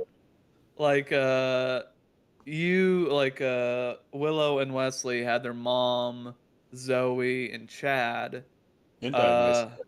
and They're pretty Dionysus, which did come up a decent bit. But like with Titus, Adrian, who recently came in a lot, and then Loki, which I'm so glad that was a thing, because what happened was is I watched a video about how cool pet rats are, and I think rats are adorable little shits. Love them to death. They're Uh, adorable shits. if I could have a rat, I would, but the only caveat is it shits every like 7 minutes, so there will be pebbles everywhere. I But shoot every 7 minutes, and you guys still like me. It's true. well, okay. I'm kidding, Piper. Piper, I'm kidding. Oh, I do shit. I shit so much. Goddamn. By the way, as soon as you suggested having Loki, I immediately was gonna have it be Athena's gift. Which is cool because I even talked to you, like I even threw it out there as like a suggestion, probably like after you thought of it. I was like, it'd be pretty cool, if Loki could talk, maybe sent from Athena, who knows? And I really love the dichotomy of just a fucking little rat with a New York accent being like, "What brothers? You're my brother. Dude, I loved you." for half the campaign, because I had my notes page, and then I had my investigation page, like my detective work page of notes, and Loki was on my suspect list the entire time. I was like, he's There's spying no on way I us or could have made that work. he's hiding something. I don't know. There's He's something a about rat. that rat. He's a rat. He's a rat. I don't know, man. Fucking Harry Potter. The rat in that was not cool. The rat was really not cool in that one. Well, Uh, I'm not as familiar with Harry Potter. Okay. there's I'm trying to focus. the reference I made was to Fantasy High, Zane Dark Shadow's rat, Yeah. which was like link connection to the whole main evil plot, even though it itself wasn't evil. So like my brain's like, this rat's something. This rat's something. Then you heard the New York accent, and you're like, "Oh, it's evil. Definitely evil." Son of a bitch. Son of a bitch. If he was British, I would have killed him on the spot. Hello, my There's no way I was gonna make that rat British. Not on your fucking life. I would have Fucking ass, sooner. get out of here. I would have sooner made that rat Japanese than I would have British. I would hate you to be like, "Yo, Hugo, Hugo." But the one thing I kind of wanted to do with Hugo's relationship with people he just met is to make him pretty socially inept, because even though Jokkmokk is actually a pretty beautiful city in Sweden, I did look it up a little bit, has like a population around 2,000, so it's not like deserted or anything like that. It is a very small population. But I wanted it to be like Hugo definitely like had to survive out there more than the modern day people. Right. And I wanted him to be very like kind of very reserved and timid because of his strength. Because when I was a kid, I wasn't reserved and timid, and I caused a lot of fucking issues because I didn't know my strength. What did you do? He killed a man. I threw a kid at one of the stalls really hard as a joke, Killed and him. I felt really bad about it. It was one of my closest friends too. Hey Nick. Anyways, whole thing. So I wanted to kind of make him a little bit timid and very like reserved when people approached him. which was not easy to fucking do with the twins and Chad. So like every time, like everyone was like, "Yo, want to take a shot?" He was like, you, um, I'm fully what? vaccinated. Thank you. I already have the booster of non-existent COVID." Exactly. I was about to say, does not exist in this world. I Uh, already got my flu vaccine. I already got my flu shot. but like I just wanted to kind of make it like a little bit more reserved and kind of just hover closer to the people he knows. So like whenever he saw Professor there, like when he was with Titus and Titus and Adrian, I think Adrian was there, and then Adrian had to dip. Yeah. It was more in the sense of Titus was hanging out with all these friends that Hugo didn't know. He was like locked eyes with the Professor. He was like, someone I know. Which worked out because Reed is also very antisocial. So But it was really fun. And then I broke out of the shell a little bit more, made him do dumb fucking idiot jokes. Very like over explaining jokes sometimes where he's just like, I hardly knew her. You see, because yeah. Yeah. It was really fun just to also kind of go with the players. Like, I like how Willow and Wesley were like, "Hey, have you done this before?" No. We're doing it. Yeah, they made you Okay. chug a twisted tea. And then Reed being back there, just being like, "Hey, man, don't worry about it, but also don't give me money." please. Please. Please. And it was just really fun because everyone was very like dead set in their like what their character is. I feel they already had like kind of the personality made out of it. I feel like mine was just kind of loose a little bit sometimes, but just try to I shape thought it it was as much pretty as I can. consistent. Okay, good. Yeah. Come I'm not- across. Not good at acting, but I try. Other than that, though, yeah, it was really fun. Also, really happy. We fucking went to the underworld. I think that would have been Hugo's favorite. Was the underworld? Yeah, Oh. I realized. World. That I was waiting on that fucking episode since we started. Yeah. Because I can't stress enough.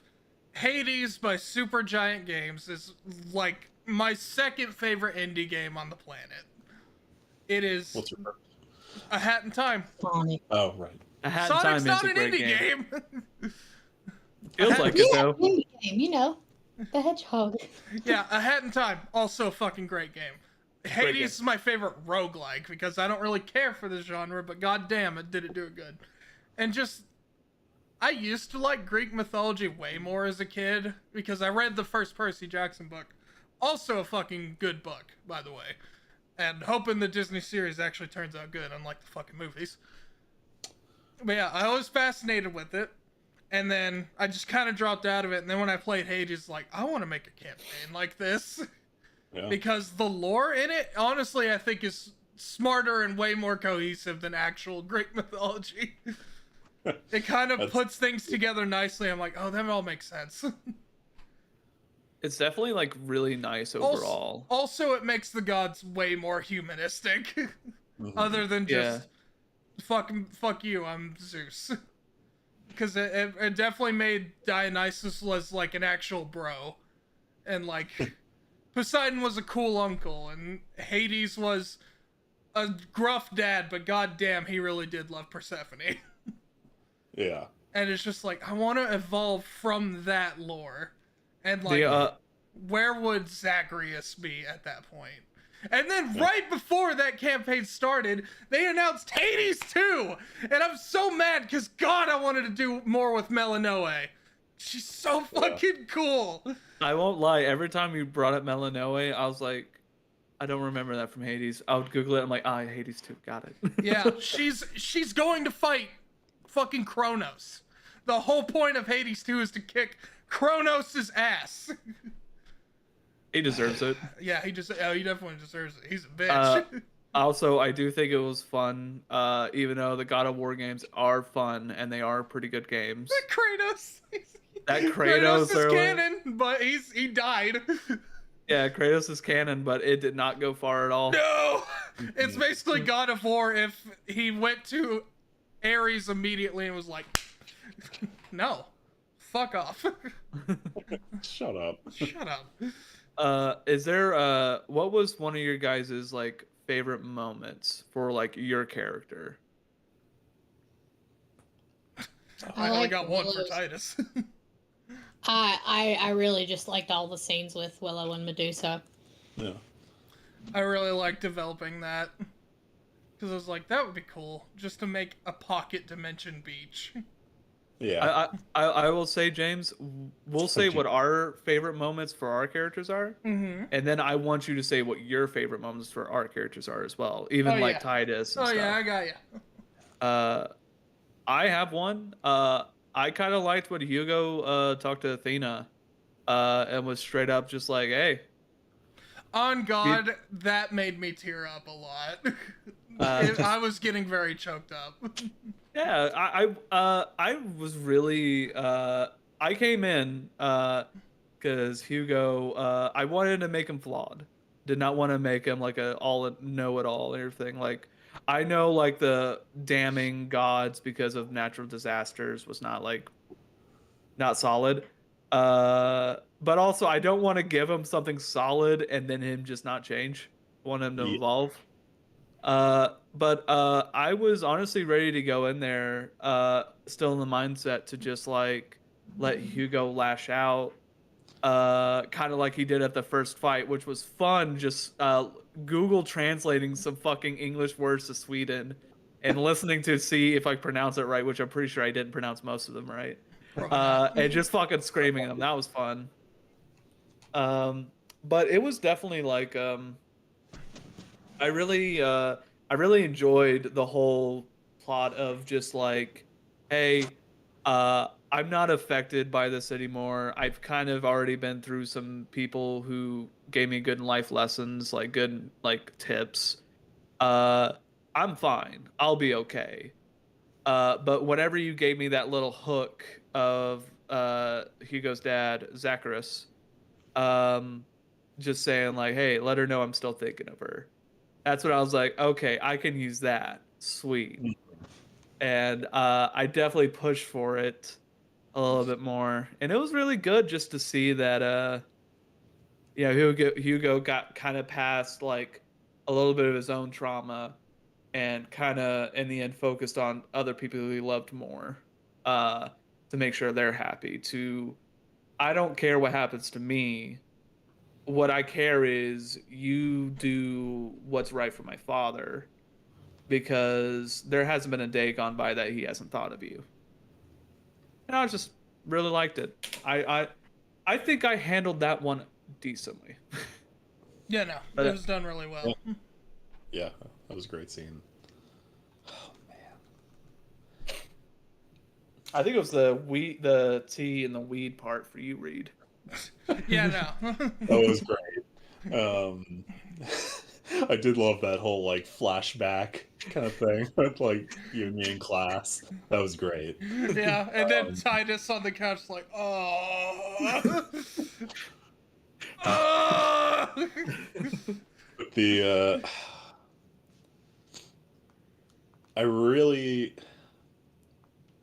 I like all the scenes on the Gay Street Bridge, I think the most.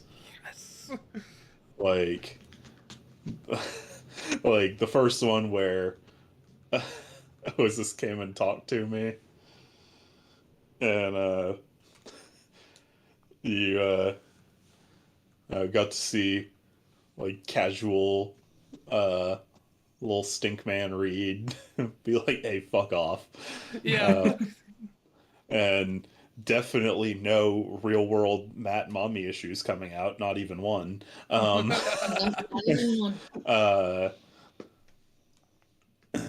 then Yeah, the Christmas one where. Yeah, because you put that in my ear at the very beginning. I'm like, I'm gonna make that work. It's just gonna probably be very late. Yeah. But yeah, just the read like not even an olive branch, just like it's Christmas and she like at least chose to be out here and like leaving her a shot of whiskey. Yeah. It's like it's like yeah, she's human, but like whatever. Well, not human. I got you. Yeah, I think those scenes are the ones that like hit closest to home for me.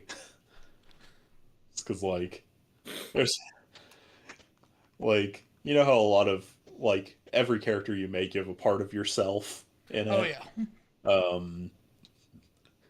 Reed's was kind of unconscious until I started playing. I was like, uh-oh.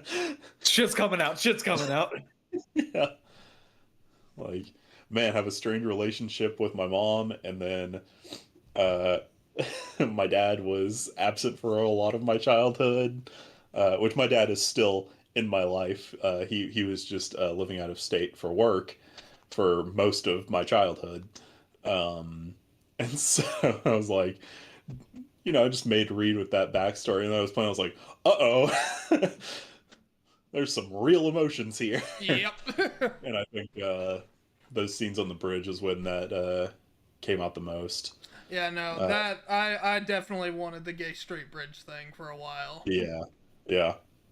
And then the scene with Reed and his dad in the last episode was. I will say I was supposed to be very different, but I'm like, I don't have the time to do it how I want to because that would take like an hour.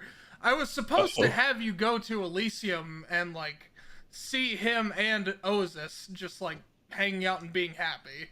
I'm just like, I think this would work a little bit better for now. Yeah, I think it worked out really well. Yeah, there was also some real mad emotions in that one too, because I was tearing up in that scene, just because it's like kind of the prospect of mortality. Because my dad's old. Yeah. And bro, just my like, dad's had a heart attack, so I get it. my dad had a quadruple bypass 15 years ago. Yeah. For anyone watching, my dad is 74. He let Jesus his trapper keeper. Yeah, my dad was born 3.5 years after World War II ended. Yeah, you got one of those dads that was just kind of old. And Yeah. Yeah, my dad turned 50 when I was 6 months old. I have a cousin who's definitely had a situation like that, so it's like, oh yeah, It was just like having Reed talk to his dead dad for a second and like just kind of reconcile those emotions a bit. It touched a little bit of Matt of like, oh, my dad's old. Yeah. Oh. He's trying to sneeze. Look at the light, Jack. My eyes been tearing up because like my right side of my nose is just like getting like getting that feeling where like just it makes your eye cry. Yeah. It fucking sucks. But yeah, I think that was probably my favorite scenes were on the bridge. Piper, I know you said the Medusa ones, but any particular stuff that made you happy about those? Meeting her, that was by far my favorite That's a good scene one. because everybody, she's just like, oh wow, she's doing it so hot and heavy, she's got no chill, and it's like, And you didn't. For on the real though, I said that the lore is based off of Hades lore. Dusa in the game is asexual. She's like aromantic, but like you can do a romance line with her, and at the end she's like, "I just want to be your best friend." And honestly, fucking great. That hurt me, even though I wanted to romance Dusa because it's Dusa. It's okay. It's okay.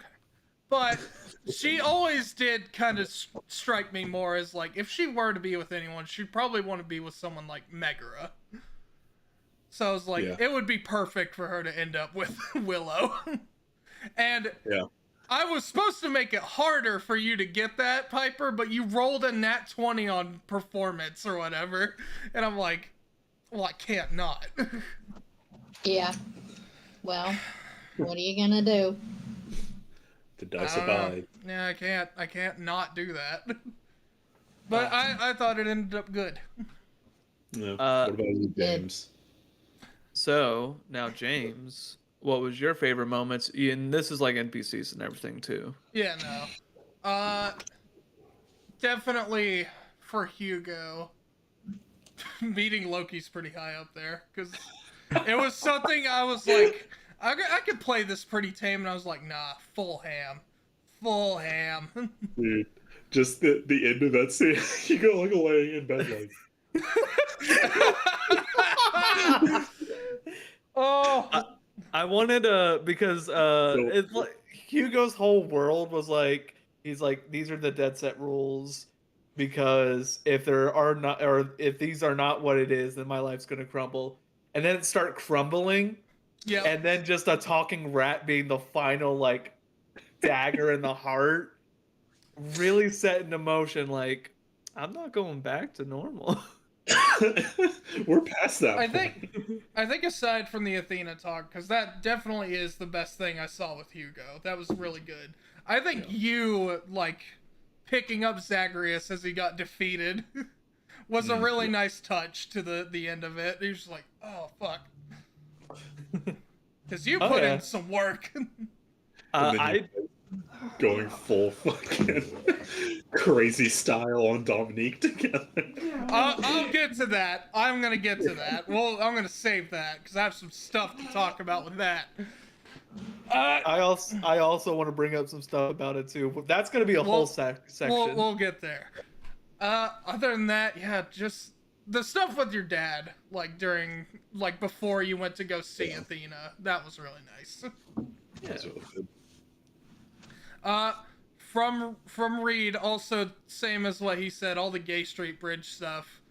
But I think all the scenes with Jake. I thought you were just saying that. Because I planned those so far in advance. Because I'm like, I want Mr. Sark from Machinima to be an NPC, essentially. Play the penis game. Who never gets allowed wins. Yeah, okay. I win. Next question. I should have rehearsed more because I wanted to get some of those bits down, but the Vietnam bit enough was like, yeah, I did this when I wanted to. And then like at the very end it was like, and he actually just full on kisses you, and he's like, I was so close to him just say like, fuck me right now on this brick of cocaine. Reed's like, yes sir. Shit, I guess. Okay. But I was just like, nah, they got a job to do. Yeah. I'll definitely make it a point for someday when season 2 happens to have more Jake scenes, because those were great. Yeah. I'd say for Willow, definitely all the Medusa stuff, because Medusa was like the one I had plans for. Just to be like, I want them to meet her, because she's one of my favorites. She's one of my favorite mythology bits. But I'd say other than that, even though it was painful, the fucking Poseidon scene. Yeah, that was especially a good scene. Real heavy. Because I made a point to myself, because Piper was like, no, Titus, don't make me say it. And I'm just like, this is gonna hurt me, but I want this to happen for character development. Yeah. And I did actually, after that, I was like, I actually feel bad I made Piper do that. Yeah. But it was... I think it was after session. You were like, "I'm so sorry." Yeah, no, I do think it worked out for the best, because after that, it's actually funny. Piper, What are you doing? you had the most influence on Titus. It is interesting. Because you were the one that went up to him and was like, hey, do your healing job. And I was like, oh yeah, he'd feel terrible about that. My brother is almost dead. Yeah, no. I was like, oh, that's such a good conflict for him to have. It's just like, I want to help people, but I'm also trying to defend this world, and I'm also trying to help people. And then the whole thing with making you yell at Poseidon, like I was saying to them. Yeah, truly making me. Piper hates conflict. Again, But I am I'd sorry like about that. I would like to say I am fairly well spoken. My autism has not taken that from me. I'm very well spoken and Hasn't well taken worded. one thing. It's If bitch of an art. it hasn't taken one thing from me, it's my poetic timing and my wordsmithing. If it's any consolation, that part really did hit with me, and I'm like, oh fuck. That was like a real argument. Yeah. That was really good. I really enjoyed that. I could feel I think I talked about it a little bit in the season 2 wrap up was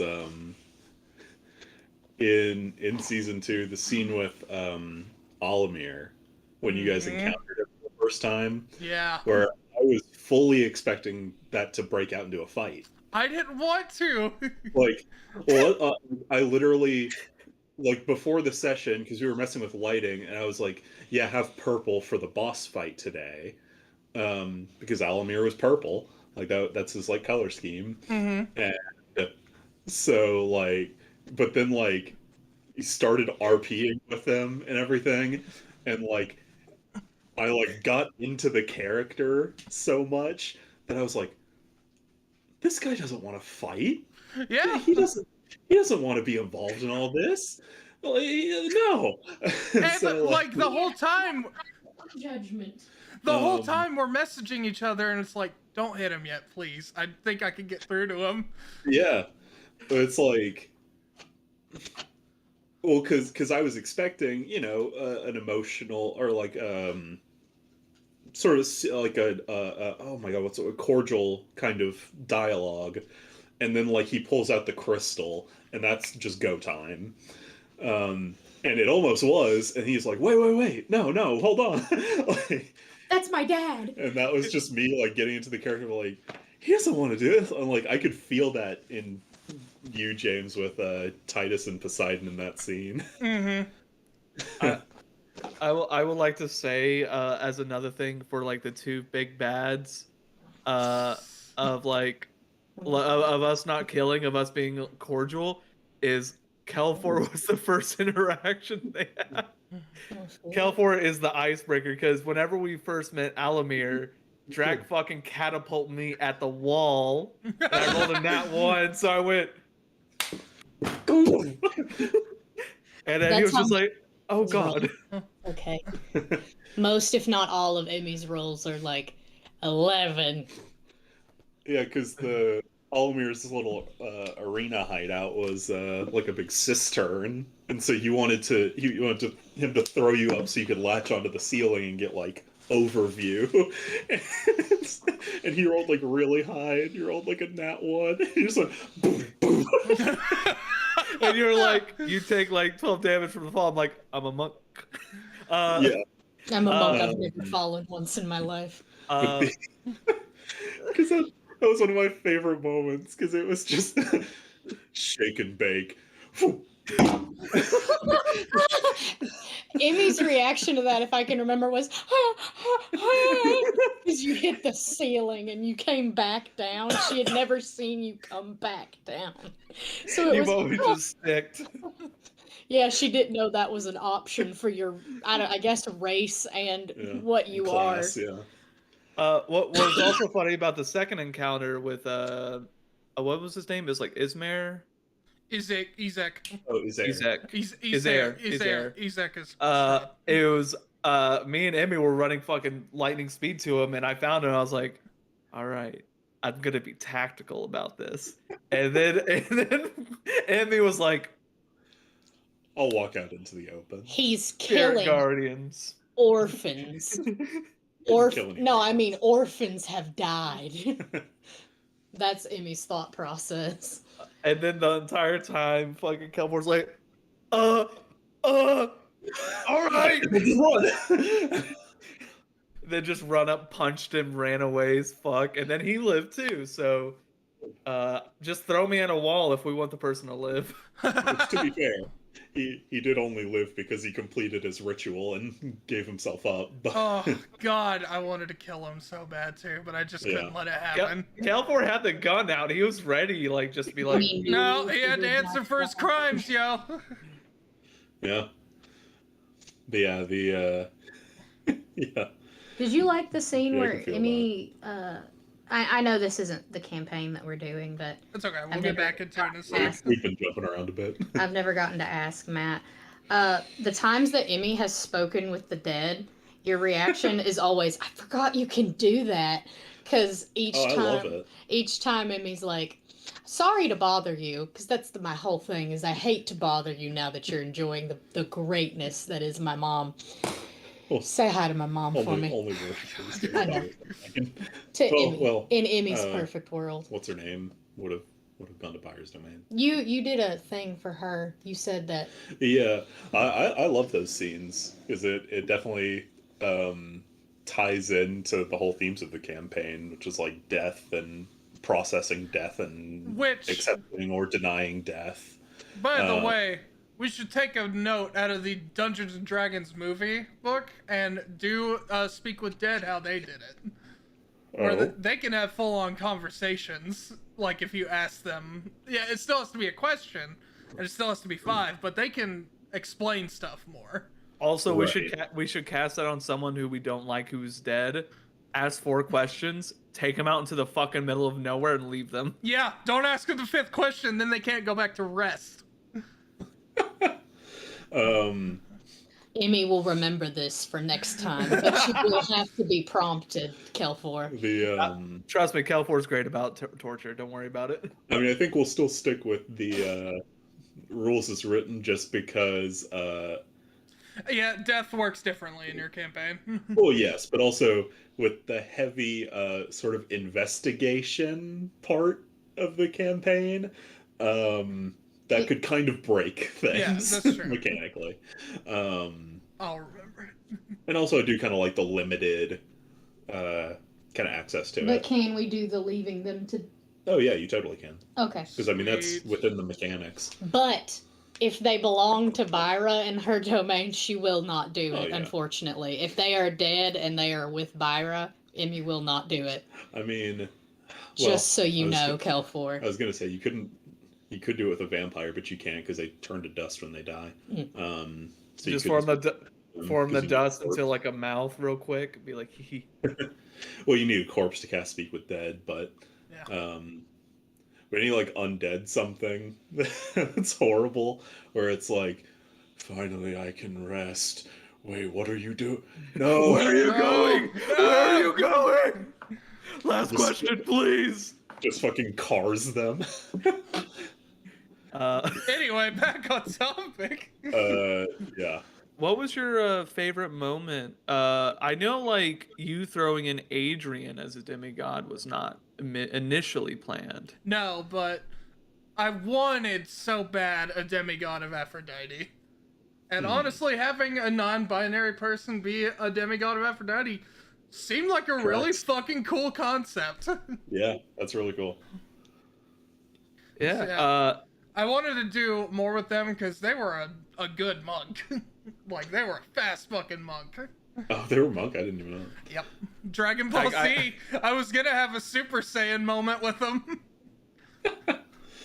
Season 2. Yeah, season 2.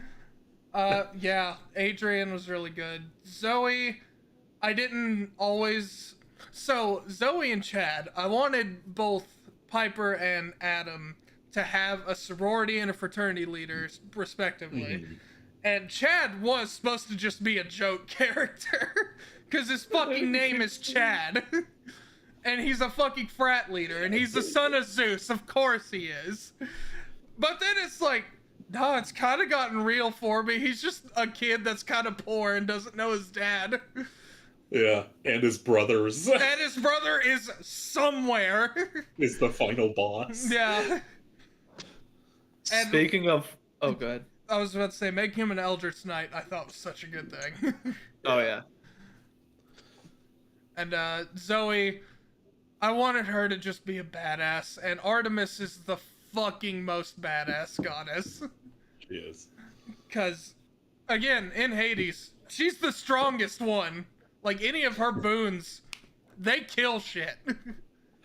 Same with Aphrodite, too. They just, like, they're critical damage DPS. I really like putting Aphrodite's and Dionysus's mixed together because it slows them and also gives you able to like just they're weakened as well. And So they're it just poisoned. fucks them up. Yeah, they're poisoned as well. Like, that is a dangerous fucking duo. And then Garfield was literally supposed to love also Garf. be a one-off joke, but I love the idea of like a Hades demigod. Because like it's so in a lore like that, you don't expect that because Hades seems like a very closed relationship kind of person. I was like, no, I think there would probably be some stuff that would happen. I think they would. Is Garfield's mom alive? Yeah.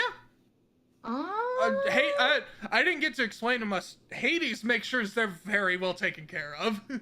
Like he refuses to let them. Daddy. Yeah, he he's Garfield's a warlock. He has a spell storing ring from yeah. Hades himself. Yeah, I just honestly I forgot several times that he was the son of Hades. Yep. Just because I was like, Thought oh, he was this a guy named Garfield. But he's also an IT nerd. Like he's a tech guru. Yeah. Well, I think because like I was thinking like as you were playing, I'm like, who like out of everyone does Reed like trust like closely outside of the party? Carissa and Garfield were like the two biggest ones. Garfield was too sweet to be corrupted. He was too innocent. And maybe I just got attached to him because my mental image of Garf Looks like Kieran is- from Team 4-Star. is Kieran from TFS. I did originally He's, like, have my him. favorite guy. I did originally have him look closely to Nico D'Angelo from Percy Jackson, who is Yeah. one of the main characters and a full like badass Hades demigod kid. But then I was like, Yeah. no, he'd probably have long hair. He's a fucking nerd. full-on goth nerd. I'm like, I'm also a goth nerd. I love this little guy. Yeah, no, And his he's- silly little name. I made him as a joke because I just pulled up a name generator because like I haven't touched on this dude much, but I made it a point there is a Hades kid like in the office. That's what Hades did too, is pull up a name generator. And he was like, snap! No, I made it a point. He liked that name, but he didn't know what the fuck Garfield was, and he doesn't understand how big of a meme Garfield is. Yeah. But yeah, I pulled that name. I was like, well, this would be a funny joke, and there's like, no, I just like calling him Garfield. He just made it work. Yeah, I tried calling him Lloyd a couple times. Yeah, but everyone Like, else kept calling him Garfield. Yeah. And eventually it was just like, fuck it, just call me Garfield. Thank you. And Now, okay. I was gonna say lastly, Titus. The whole reason I made Titus is because no one wanted to be a cleric, and I'm like, these guys are gonna need healing. Let's be I real. get it. It just didn't make sense for Dionysus, or else I would have done it. I like playing healers. I don't like. This is the only thing I don't like about D&D. I feel like every party has to feel pressured to have a healer. Yeah. And like I want people to play who they want to play. I make that a point with everything. You play what you want. If there's no healer in the group, I'll accommodate. Yeah. Right. I agree. Whenever we were talking about Emmy, I was like, I'd like to play a healer, and you went, I went, oh, thank God. yeah, you went a healer. That's Yeah, also I why guess I we could made. use one of those. That's also why I made Adrian a Way of Mercy monk, just in case. Yeah. I That's will. like with Lind, in everyone's initial planning for their character, there was no tank because originally prior to Drac, Adam was going to play a sorcerer. Oh fuck! That would have been so cool. And and it may still be a backup character that he has. True. Which I think could be a really cool dynamic from what he's told me about that character. But and so I was like, oh god. And so when Jack and I were talking about his first mate, you were like, yeah, I think it would be like big to kind of compensate for Kelfor. I'm like, thank Christ, let's make her a fighter. I said swashbuckler initially. You're like, no, fighter, right? Fighter. I think I'd imagine that's also why you introduced Ares so early. Well, yeah, that's well, because I had planned for Ares before Jack and I had talked about Nevia. I was like, okay, I like this character. We'll probably get her like, you know, in the Slayers, because, you know, I'm planning on bringing in, like, because I give you guys the ability to, like, what's the word, like, recommend people to join the Slayers, and so, like, kind of make the Slayers Guild, like, the Firelink shrine of the campaign, where it's like, all these characters you meet and form bonds with could potentially come here to be this thing, and so it's like, oh, she could be one of those and, like, maybe help you guys on jobs. And it's like, oh, there's no healers, or there's no tanks. Okay, she may join the party. It's like, and so, and I moved her introduction forward quite a bit, or her joining the party forward, rather. Because originally it probably would have been a couple of, like, trips to the arena. I was so happy. That would have taken you to, like, convince her. It's like, okay, you guys are strong and you guys keep coming back and you guys are like really cool and chill. Yeah, I'll come with you guys.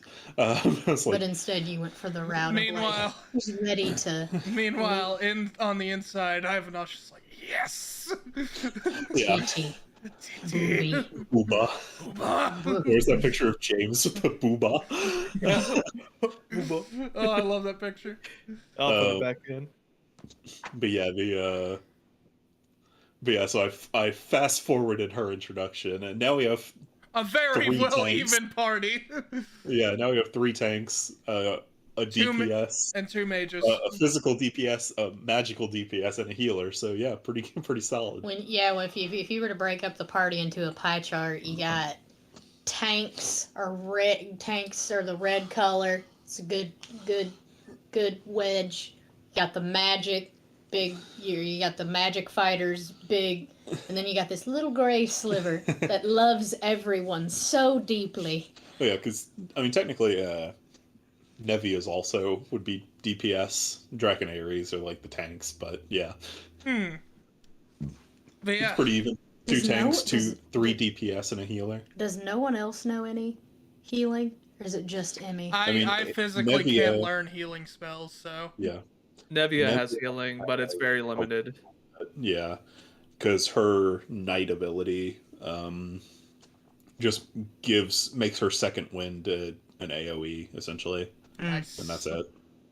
Emmy will take this knowledge for later. Yeah, there's Trust no other me. healers. You have no idea how cool it would be for me specifically to learn any healing spell, because they're all evocation, and I get a nice fucking ability later on that does max damage, and to me that would say I could do max healing. Emmy has a max healing ability. I know, that's good. We need Emmy to... will now use this as a respect me and just run into danger.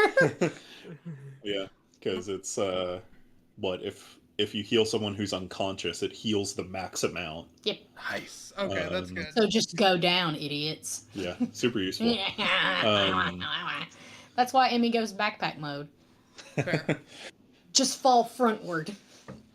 But yeah, that's why I made Titus, because I was just like, I want them to have a healer, and also it's my first time doing a big boy campaign, so I'd rather there be a healer present.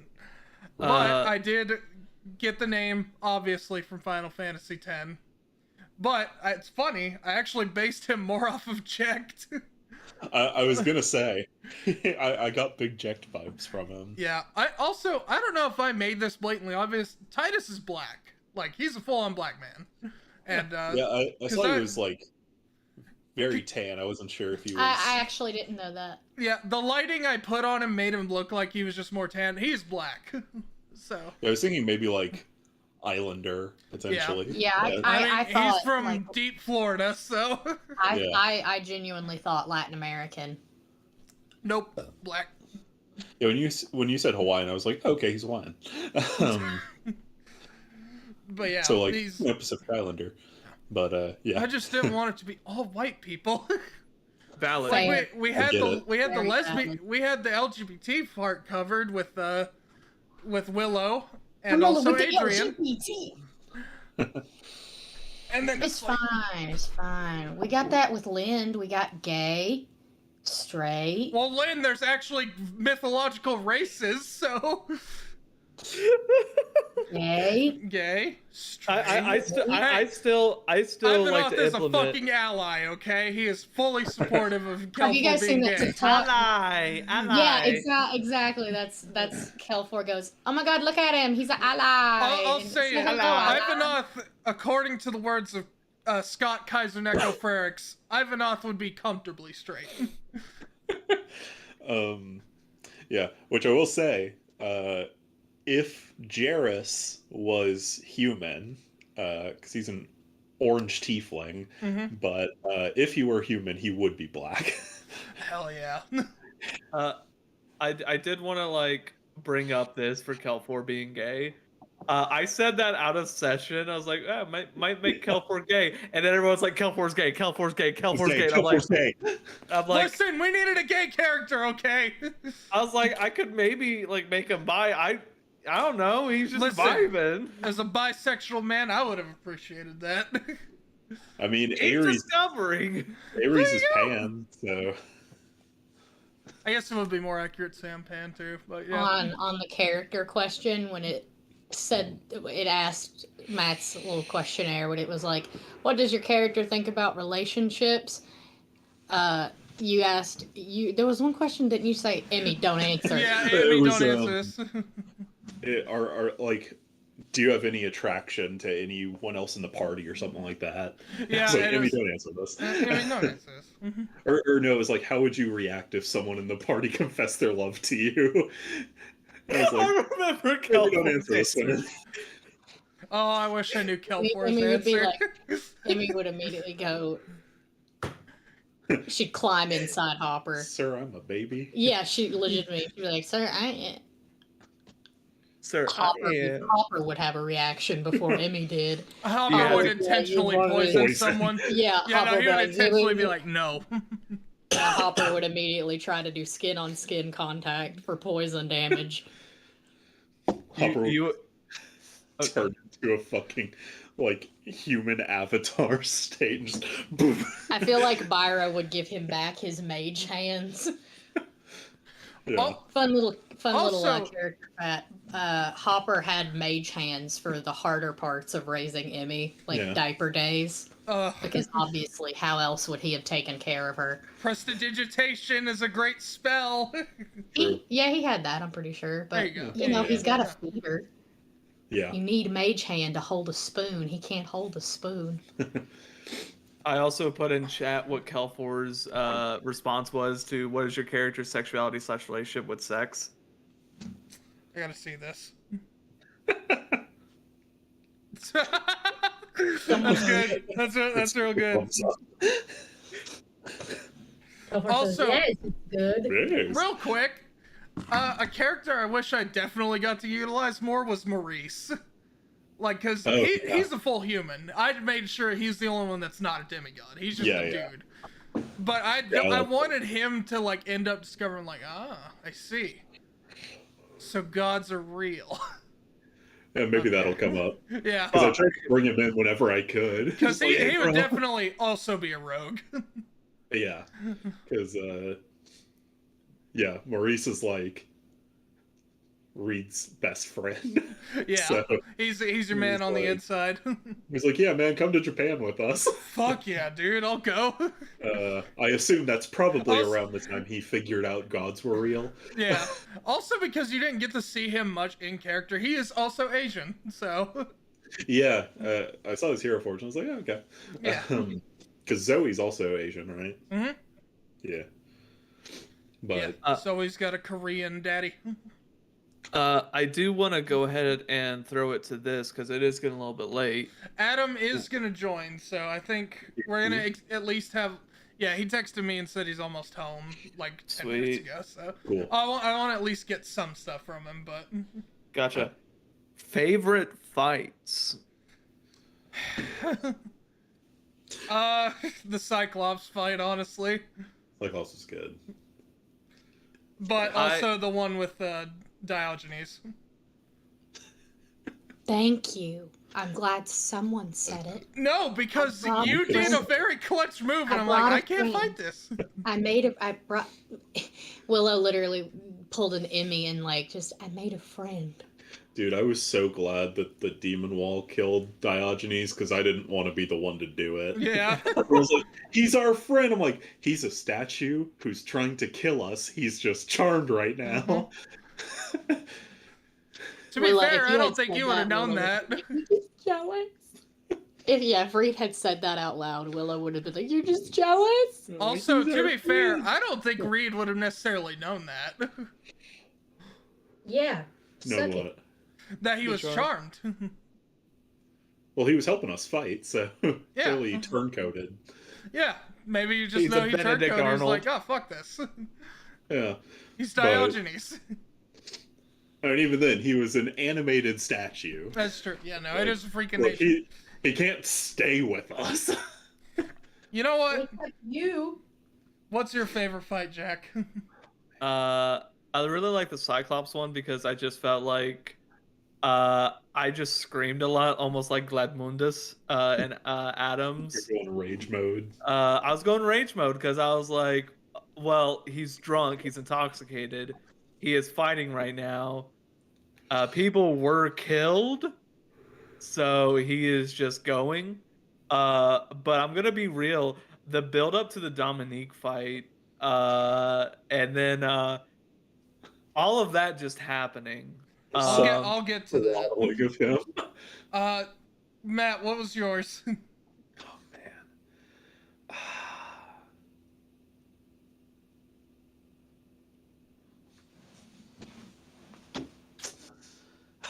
We also have the Minotaur. We also have Zagreus. I actually did enjoy that fight. Yeah, Zagreus. It's between the three of Zagreus, Dominique, and Elijah. Yeah. again. Yeah, that's basically where I'm at too. I felt bad in Elijah's because Hugo's just like. It's fine. Listen, I But also- had to have a flying enemy at some point. Yeah. I can't let Hugo have everything. Yeah, no, Yeah. I was fine with it. That's Hugo why I kinda had like the. dominated every other fight in the campaign, so it Literally. worked out. That's also the thing I also want to bring up. I did not know that Fighters are broken. fighters were gonna do that much. Because like I was like, I'll give Hugo a gun, but I'm not gonna make him use it. And I was like, because like before I gave my character to fucking like a screenshot of my Hero Forge to James, I had a fucking sledgehammer on his back, Yeah. and James is like, does your character own a sledgehammer? He's like, oh no, but if he finds one. Yeah, no, I made you find one immediately. So But no, like I did not know fighters that fighters are terrifying, especially combat masters, because holy fucking shit, do you add so much damage and you have so much control. Yeah, I think the combination of Battlemaster Fighter and Inquisitive Rogue was pretty spooky. Because, like, Inquisitive Rogues are kind of busted, too. yep. Just because, like, the insightful fighting... After of just, watching Exandria Unlimited again, yes. Yeah. Like, because insightful fighting is just like, okay, I roll insight, and Reed can't roll lower than a 23 on insight. And versus their deception. And after that, I get 10 free rounds of sneak attacks. Yep. It's crazy. Yep. I think that maybe the one counter to it is like if there was just more enemies, because Yeah. then you would have You would to have to keep on fo- reapplying. Yeah, I made mine very like solo fight focused, which I Yeah. need I to do stop the same doing. thing anyway, so I do the same thing. So It happens. I mean, it was definitely like really terrifying. I also like when Willow would like get ready to cast a spell, and then like it would be a save spell, and every time you save James, I was like, Look, I hate to break it to you, that's how spell casting goes. yeah. That's why And I'm bad at Spell- it. No, you're Spellcasters are not. They just broken. saved a lot. yeah, spellcasters are broken, but they are way more limited than Unless you're an eloquence bard. unless you're not. It's the same mentality I have for Pokemon. All those fucking like stat debuff shit, I never use. I brute force every Pokemon game I ever play. Yeah, Fair. Very fair. yeah. There's a reason that Bisharp is one of my favorite Pokemon. It's just because Defiant is the best ability. Where it's just, oh, they use something that like lowers your speed. Fuck you. Attack sharply increase. That's right. I fucking love Oh, that. see, I like adaptability. Adaptability? It's very similar. Oh, okay. Here. I'll read it. Speaking of which, Willow, what was your favorite fight? Obviously the Diogenes fight. Yeah, no, you actually cleaned house with that one. That was really Did. good. Yeah, Definitely. didn't you also use your max? Yeah, that was the spell first thing. time you saw Yeah. the first max damage shit. Which, God, I love that I gave that to you because that's such a cool thing that only evocation wizards get, and that's bullshit. Oh, sorry, I meant guts. Oh, guts, yeah. Yeah. Well, technically, Guts. sorcerers also get it. Yeah, I discovered one of the wild magic options is your next spell will do max damage, which is why Elijah dealt max damage on Kronos. Yeah. Oh, Yeah, yeah. Do you hear my back? I did. definitely my favorite fight, Zagreus, because of just how like Yeah. well balanced it was. Yeah, Even it with was. your ability, which breaks everything. That if there's a season 2, I am nerfing that. Fair. Yeah, Harsh that was but still fair. a pretty fair fight. I really wasn't expecting was. you all to win. I wasn't either. I thought the purpose of it was for us to lose. I mean, It really kind of fucking- was. I mean, fucking Clutch Wesley not taking a single point of damage in The that fucking fight. ethereal shit, like he couldn't. Yeah, Blink. That was the only time Willow and Reed got along was when they were both digging in the clouds to try to get out. The But this does bring up a good point. The Dominique fight, which was not a fight, it was a cutscene.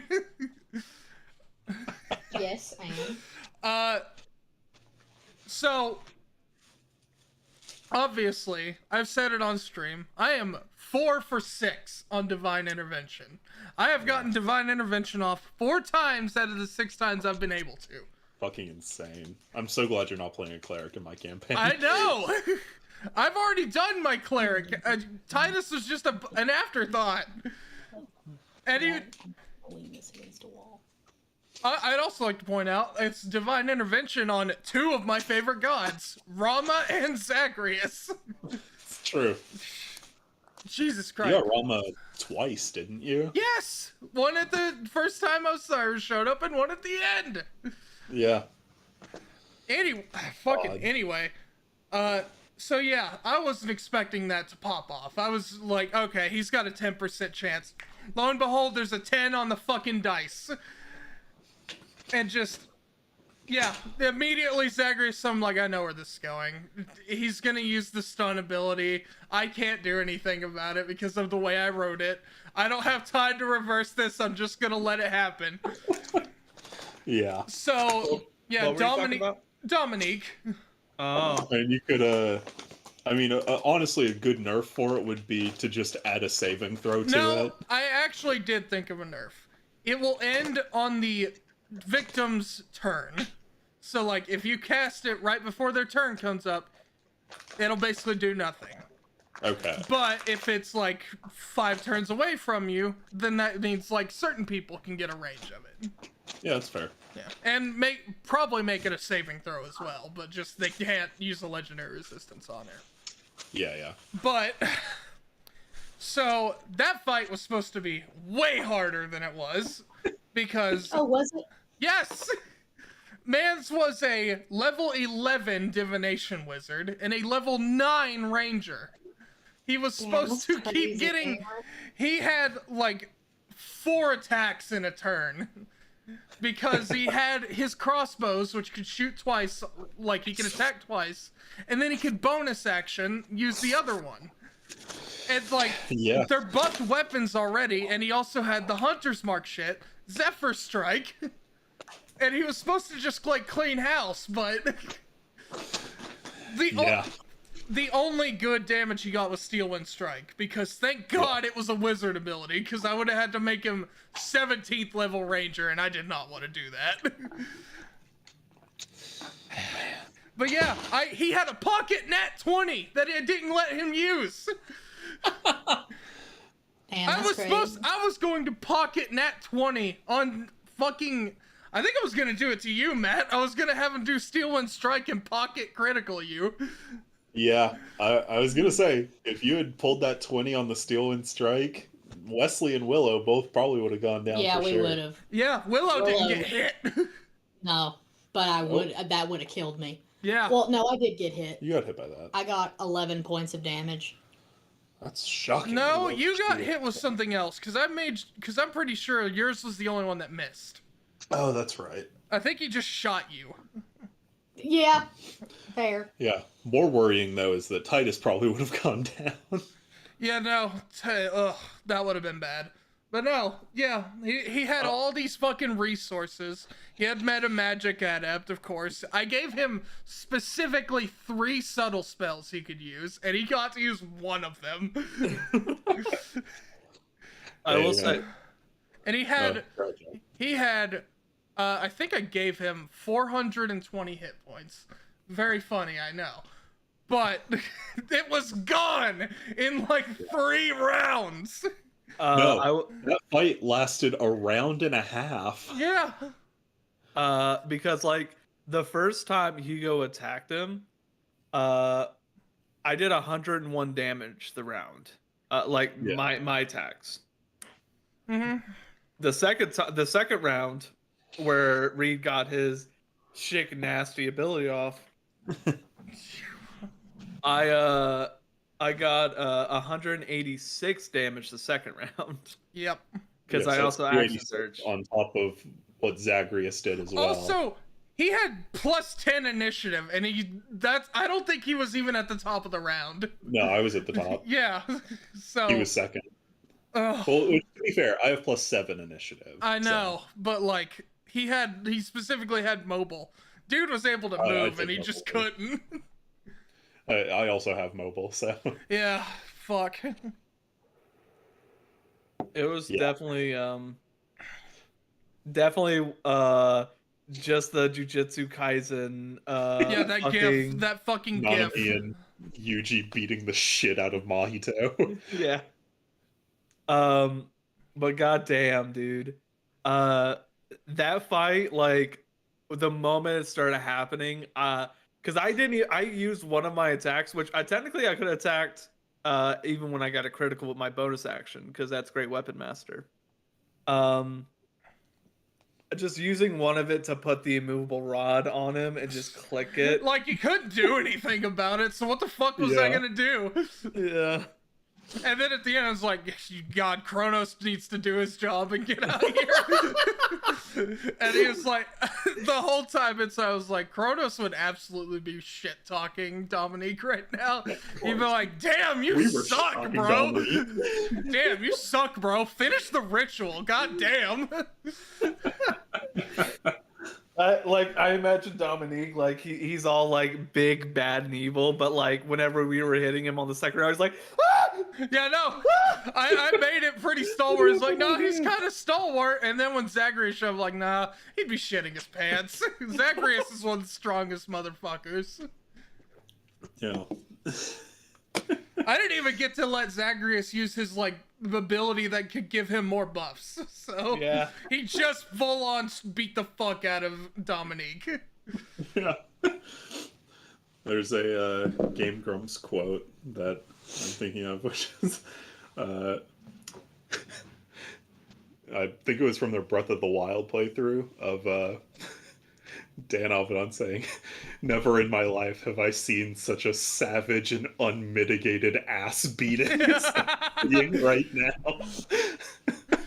Yeah, no, it's that fucking fight I was so excited for. I was hyping it up to Keely at work. I told her, I was like, this is what he could do. This is all the shit I gave him. I was like, there's no way they could survive that. I'm like, I don't know. They survived Zagreus. And then as soon as that session was over, I sent her a message on Teams and I'm like, Keely, they killed him in one turn. And the next morning she's like, oh my fucking god, tell me about this when you get in. And when That's I pulled up players. to the parking lot that morning, I'm like, Keely, get the fuck over here. I have some shit to talk about. Well, that's like, because like you definitely got the shaft on it, but like the Wendigo fight in my campaign Same thing. was like, I mean, that was just you guys planned really, like you guys just stumbled into the correct answer Yeah. of sending Kelfor as the bait with his insane perception. And Oh, I thought you speed. were upset about Lucian's fight. Because no, the Wendigo. Because the Wendigo is a stealth-based creature, and so like if you hadn't noticed it sneaking up on you, it had an ability where every sneak attack it gets is an auto crit, oh my god. and so Kelfor very well could have gone down in a single hit if it had, Right. if you hadn't noticed it. And then it would have just There he retreated is, finally. into the woods and like tried to pick you guys off one by one. Yo.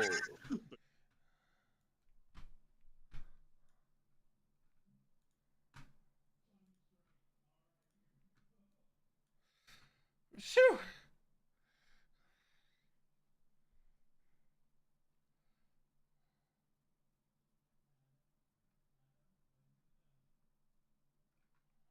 Uh, you all talk about this for just 1 second. I gotta set something out. So Shit, Hey, dude. man. What It's song did you okay. sing? I actually was one of the first, but the results came in a little bit later than that. And yeah, no, there were still quite a few good performances for sure. Getting to the semifinals was definitely a little bit of a hard one, but yeah. No, I think it was great. Yeah. Even if I didn't make it in, it still was a great experience. Definitely. Good experience, made you put friends, the learned some hustle stuff. in, man. Yep, made some connections with some of the artists, well, like local artists and everything. Yeah, like that's huge. that. All right, Yeah, we're fully set back up again, so we can get back on topic whenever we need to. All right. marvelous. Where did we leave off? We were leaving off on the Wendigo fight inland, but we were talking about the Dominique fight. So to catch you up to speed, we've been talking about everyone's favorite moments, your like character relationships. So we'll probably shotgun through that for you. Well, actually, what I actually really wanted to know, which was our first question, how did you make Wesley? Yes. How did you come up with Yeah, what was Wesley? the process there? Well, the process there, thinking about it strictly on like, okay, we're doing a kind of almost Percy Jackson-esque sort of type of D&D campaign. What are we gonna do? So we got all the gods. What god do I want to be offspring from? You were I think you were torn between Zeus and Dionysus for a minute. Yes. No matter what, it was still in that bloodline, but eventually it's like, okay, come on, Dionysus is too much of a Chad. Yeah. I remember you were also talking about being like a drunken master monk. But Yeah, that's nice Oh, point. that actually would have been fucking funny. No, 10. That would have been great. But I preferred the idea of like, well, if I'm gonna be twins with Willow, then her being a sorcerer, I feel like also the energy that Dionysus gives off with the whole wild magic bit.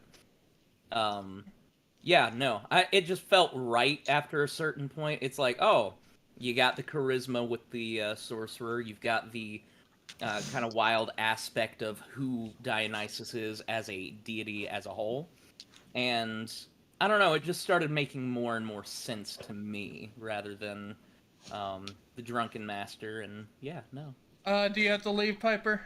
I do. I have a hair appointment at 10 a.m., but I have to drive an hour for it. Ooh, Mm. yikes. And then I have a doctor's appointment for intensive blood work right after. But I wanted to look nice for it. Okay. So I'm going to go, guys. Alrighty, Bye, Adam. wait. I'm sorry I Well- missed you. I'm sorry it's a high and bye thing, but it's good seeing you at least. But yeah. Bye. I love you guys. Bye. Forgetting anything, right? Oh wait.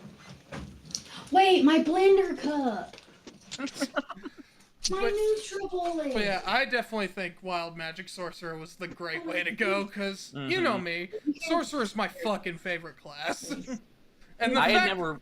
the fact was that gonna both you and yeah. Piper played Sorcerers, oh my god. Yeah, I like the doubling up on classes. It was super fun. Yes! I love that. I always love the idea of having multiple different classes. Well, the same classes, but multiple different archetypes in the same party. You know what's funny? Um, Krissa was a sorceress. She was a divine. Really? She was a divine sorcerer. You know, I could believe it, but she was just so reserved with her stuff. She Yeah. didn't really Chris, say if- anything. Yeah.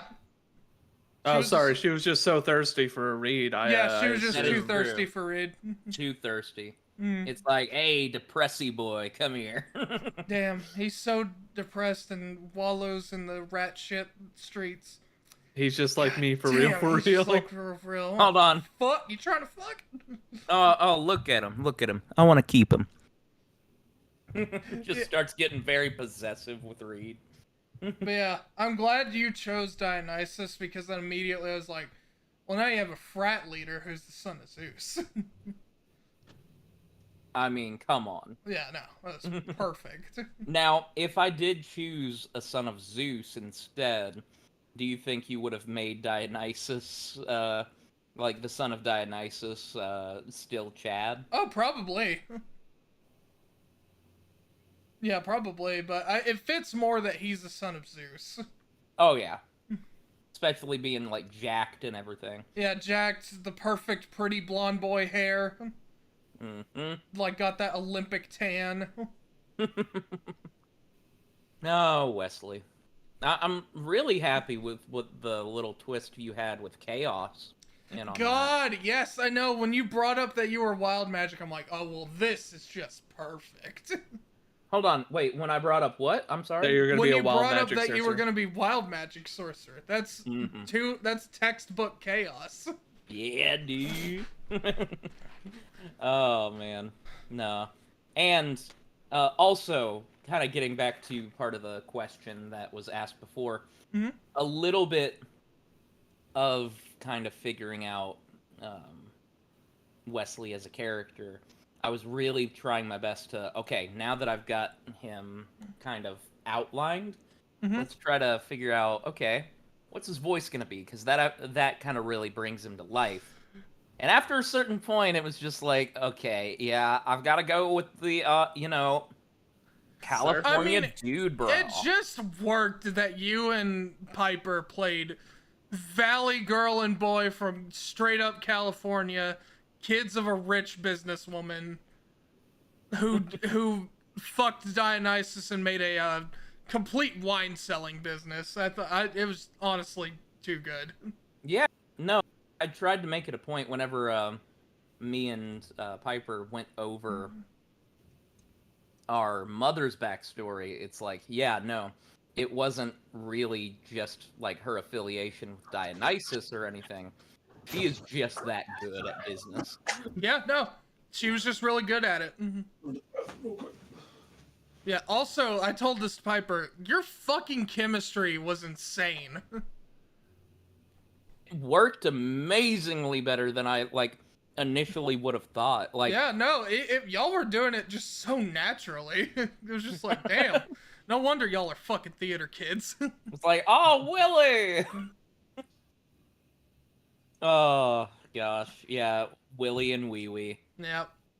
Complete dick jokes. I so love it. But you know what? Hey, we're here for it. I remember you cringed at the first session at it, but Oh, I got honestly, over it. It kind of grew on everybody. No, maybe I thought not it worked. some of the audience members coming in, but Fuck them. I'm just kidding. Can I just say, like, at least for like Jack and Hugo, it was very difficult to have any of the foreground whenever interacting with your characters. I always felt like Hugo was on the back pedal. really, Yeah. no, I feel like Wesley occasionally, as long as he was staying quiet, he was kind of staying in the background. If Wesley started talking, that's where it's like, okay, it's over. We don't have any. Yeah. Oh no, like just the interactions between Hugo and Wesley, where we would talk to each other, and Hugo would say something, and then you would just barrage and everything, and then Hugo's like, okay. Walkable force in the immovable object. That was honestly one of my favorite things, like right off the bat, the whole hot dog eating contest. It's like, Oh my god, have we not touched on that much? God, The first episode was nuts. it was. I am so fucking happy Hugo won it, just because I think it fits. I'm Yeah. surprised how far Reed got. Yeah. yeah, I He drugged agree. himself up. Well, yeah, no, whenever Yeah, you I have drove drugs, myself up. But still. And also, I did give Reed a decent constitution because he's an alcoholic. So Yeah, What'd you but give the him? twins are sorcerers.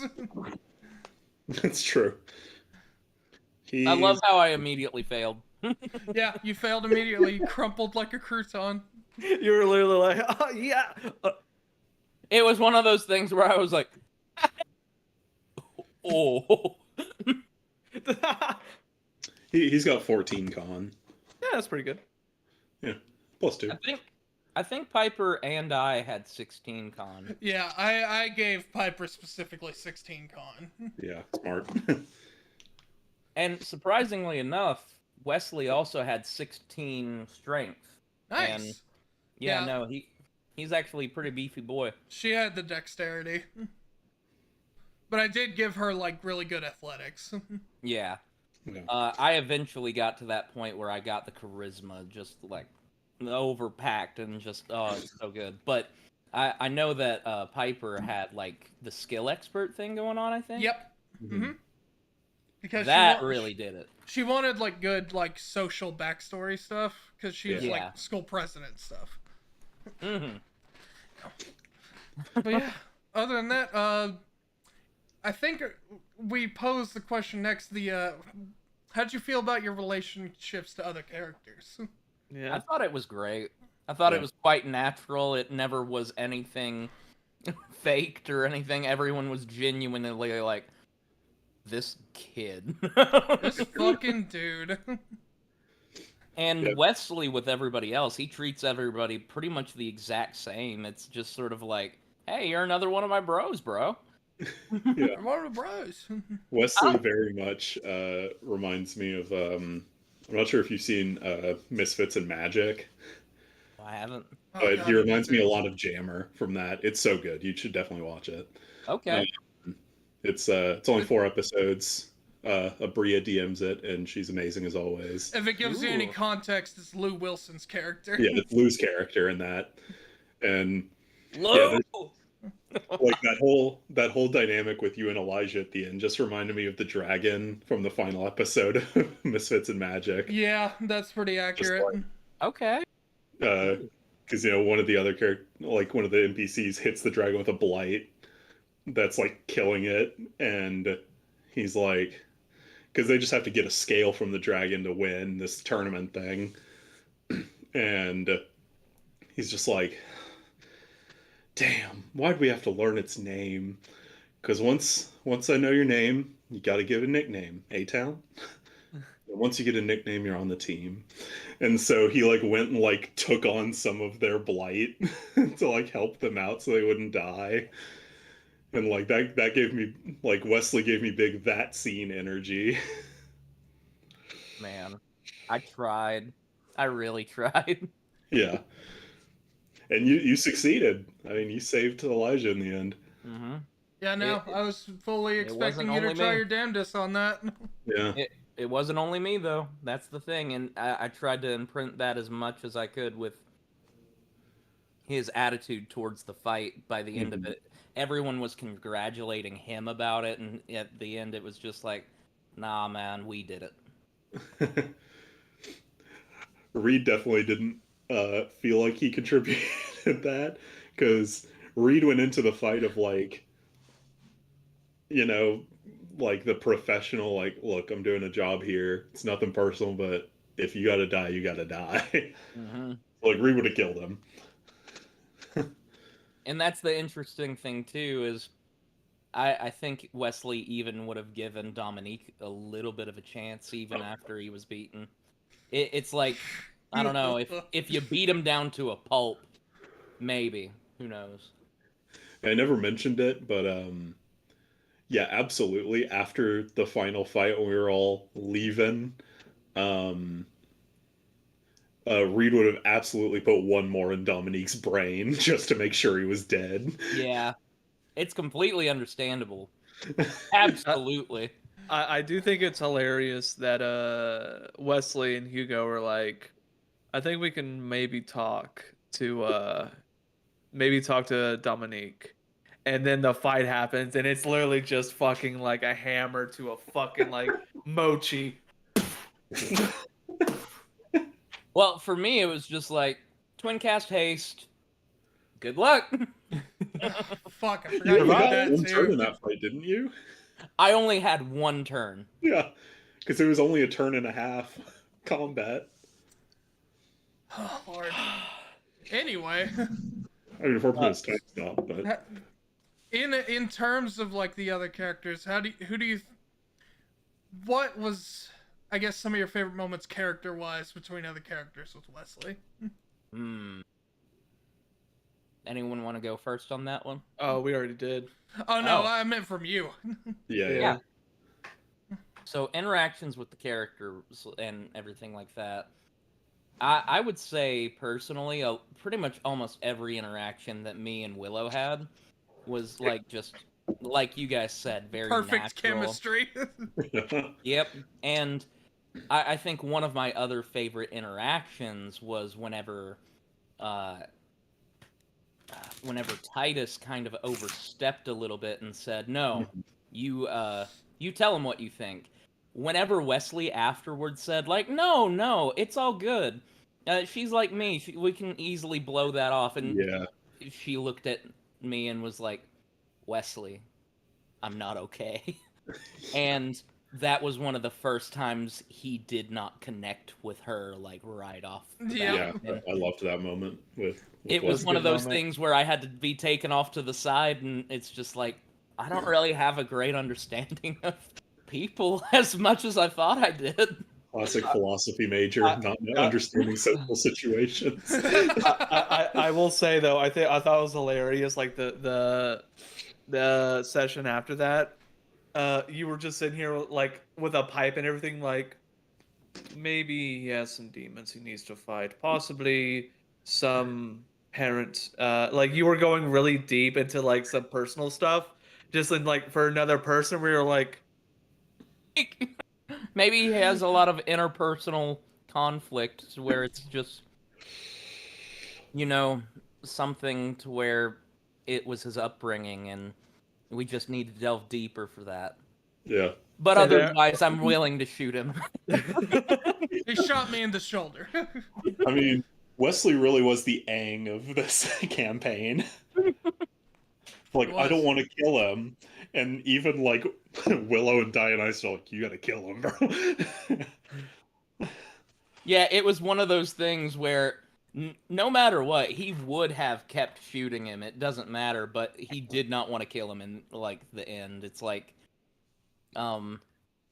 he would have chosen every other option except for killing by that point.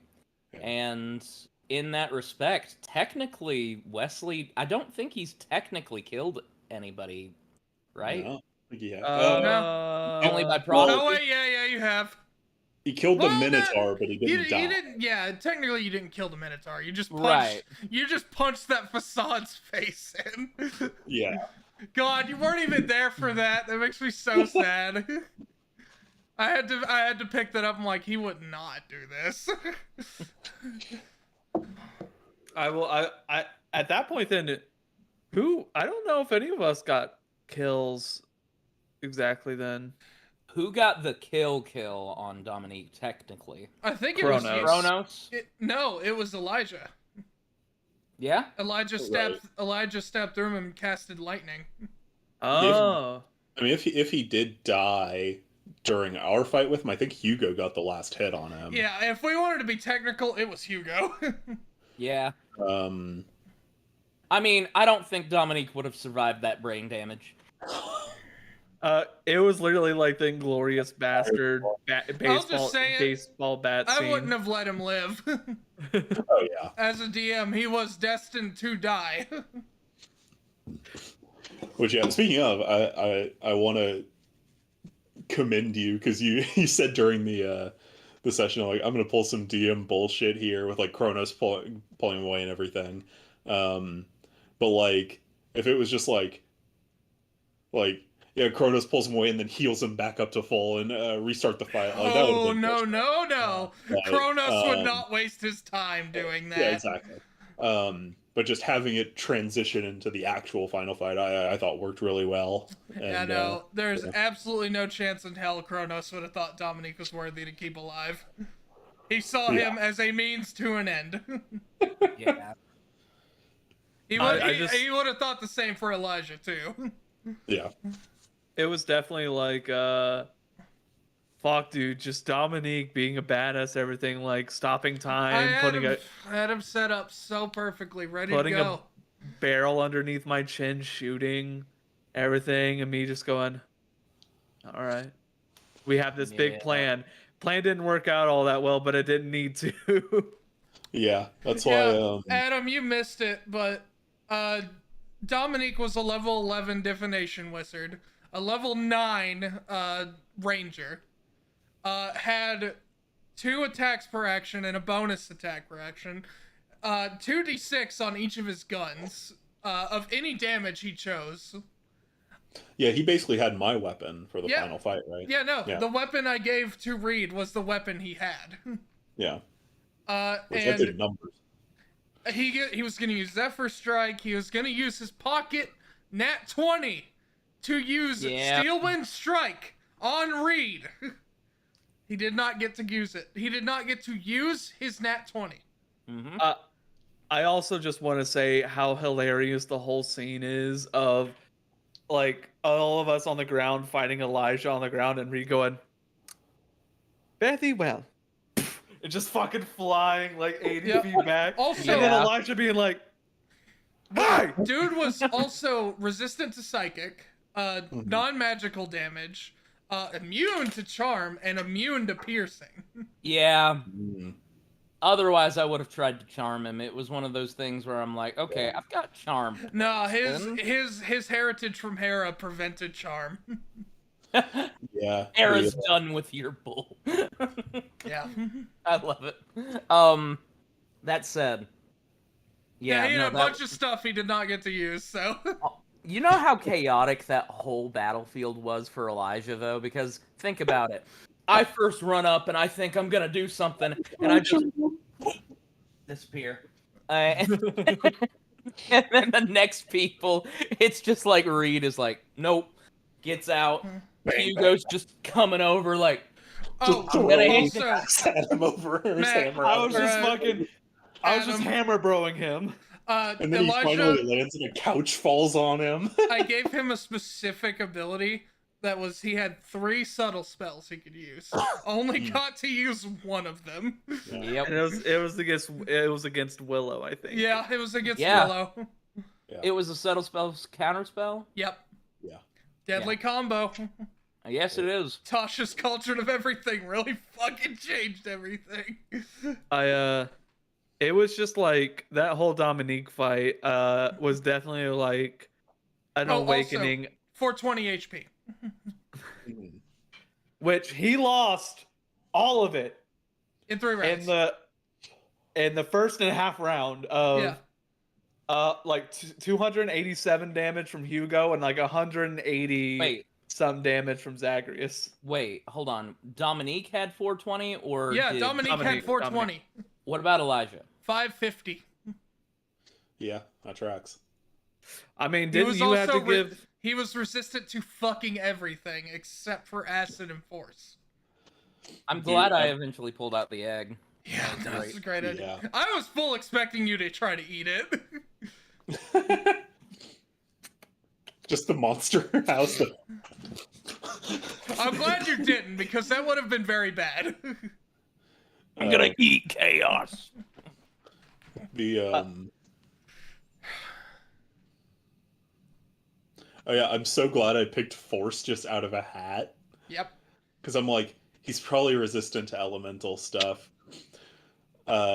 And my 2 favorite damage types are Psychic and Force. And I'm like, okay, he's a wild magic sorcerer. He's dealing with chaos. He probably has You Psychic. know what's or- funny? His only immunity was psychic. Yeah, exactly. And so I was like, okay, I'll just go with Force and see what happens. And boom. Got the lottery on it. Force is so fucking cool. I think it's my favorite damage type. Just That's with why the I gave it to Kelfor thing. Ivanov. Just the whole like. I mean, I tell Force you is what, so good. though. Ruden's whole thing was Force and Psychic. So Mhm. yeah. I tell you what, though.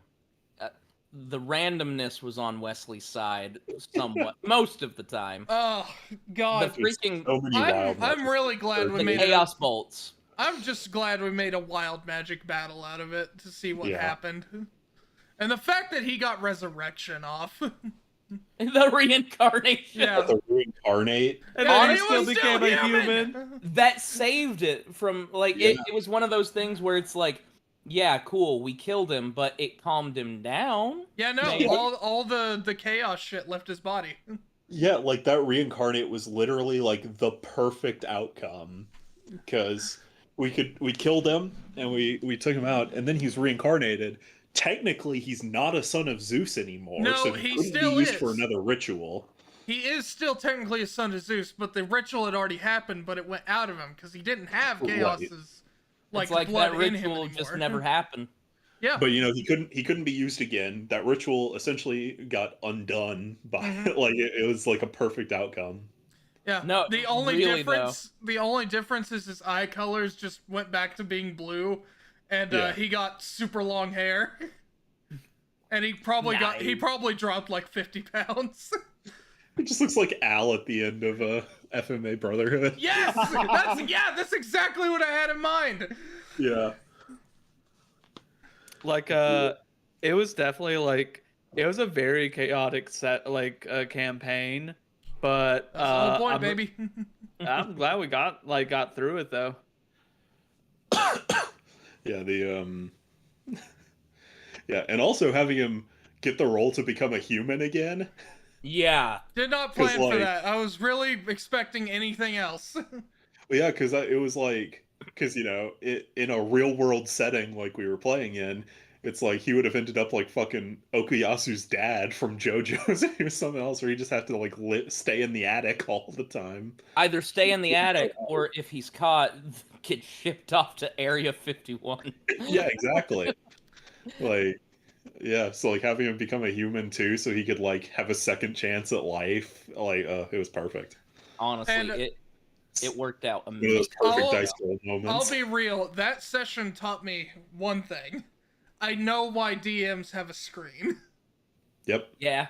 That really eye opens. Like that's why. to A, keep tension, and B, keep surprises. Yep. Yeah. Because no one would have expected any of that. And Absolutely It's, not. it is not, the screen is Oh. not meant to fudge rolls. I'll, It is I'll to keep- confess. yeah. I will confess. I have fudged a few dice rolls in my day. Hey, we all have. Adam hasn't because he's a perfect DM. True. But I am not a also perfect run by his fucking dice roll, look at it immediately, and say, "It's a 6, guys. It's a 6." Listen, the only I reason don't know watch what it Adam, is. yeah, I know. You get your luck is stupid. Your Well, luck the thing is, I have sometimes terrible luck whenever I roll for player, like whenever I'm a player in character. the favor of a player, you roll horribly. In the favor of your enemies that you have for us, you roll like fucking insane. You also roll pretty cracked. That's why I play an eloquence bard, because fuck you. Yeah. This is exactly why I take subtle spell. Yeah. Anytime I've fudged a roll, I think I've only fudged 2 in Lind. It was to avoid a worst case scenario for you guys. Mhm. And Like, it was always in your favor. And I can testify, the rolls I did not fudge were my divine intervention rolls. Mhm. You can attest to 3 of those. Dude, I already know. And then all of those wild magic rolls, that was what they were given to me. Including the one where he went to Crazy. become a human. That Yep. just happened. And it was the last possible digit he could have had. Yeah. I will say, And after that, I promise I will not fudge any more rolls because that's poetic justice. It is. poetic justice. When the dice tell the perfect ending of your story for you, it's That's it's magic. That's an eye opening. I can't do anything about that. I mean, it's like I'm trying. the I don't know how many of you have seen Dalin's Closet, the Vox Machina I've not. final session one-off. When you finish that, I also have a story about Yeah. dice rolls. But spoilers for Critical Role Campaign 1. Vax, Liam's character, dies at the end. And and so Dalin's Closet is Vex, his sister, and Percy's wedding. Oh yeah. And at the very end, after everything goes down and they have their little fight and everything, like during the ceremony, Scanlan casts Wish so that Vax can come to his sister's wedding. And it's this gorgeous, soul-rending moment. I was crying my eyes out the whole time. And then Scanlan, Sam rolls his percentile and he can never cast Wish again after that. And he was like, Yep. perfect. Like, So definitely not as emotional, but very story significant. For the Unsleeping City from Dimension 20, Season 2, Lou Wilson's character is a cleric and can do divine intervention. Throughout the entire campaign, he got to roll it 8 times. Because there was a lot of downtime, he never got it to go off. At the very last session, he's a level, I think they were all level 14. He rolled an 18 on that percentile. Allie Beardsley, a wild magic sorcerer, rolled a 4 to take off that roll.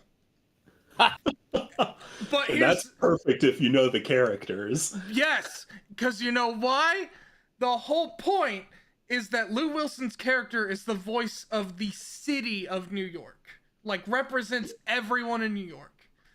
Allie Beardsley's character is the voice of the world of dreams. The complete opposite in the worlds that should never, ever be crossed. And it was a reaching out moment, and that was the only time I get pretty emotional. That's the only time where I was like, I gotta cry about that. There's no fucking better dice storytelling that I've ever seen than that. Yeah, I mean, gorgeous.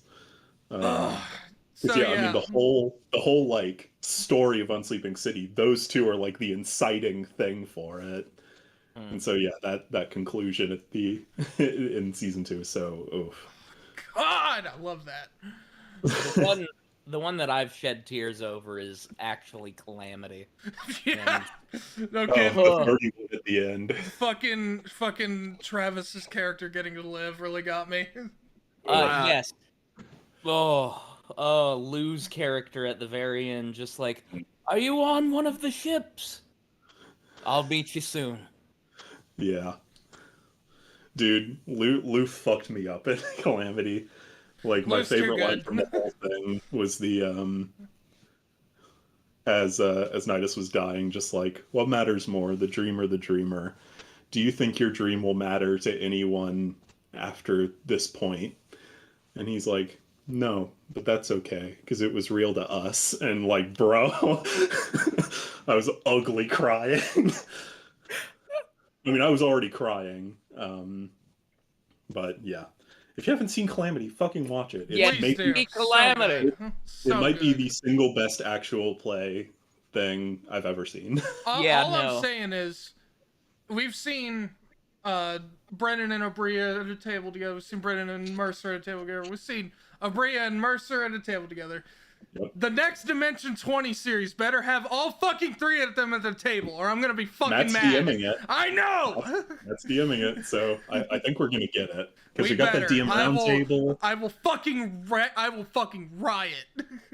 Here's the thing, they brought it up at the DM roundtable for Calamity, and so I'm expecting it. Please. Anyway, back on topic. Anyway, Yeah, yeah. the whole shit of Dice telling the story. I'm gonna live by that now. But Adam, it's true.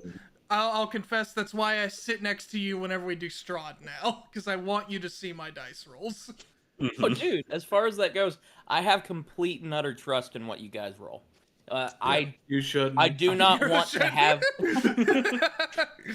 I do not want to have that relationship of, like, oh, I think you are cheesing your dice rolls, so I now need to constantly babysit you.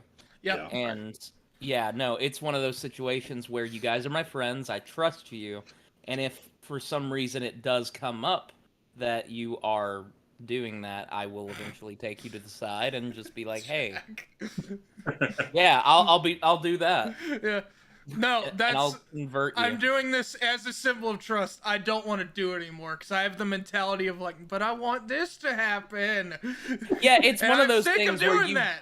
it's Yeah. one of those things where you think that is harmless in the long run to like fudge roll and everything. But then you just get But the then you- mentality of like, well, I'm gonna keep doing it. yeah, and it's Yeah. you've kind of robbed that kind of story. Yeah. I don't know, like I won't say reality because it's obviously not reality. Yeah, no, obviously. But it's the lack of gift control. storytelling, Yes. you know? Excuse me. What I want to say for the one shot that I'll be doing, one shot, quote unquote.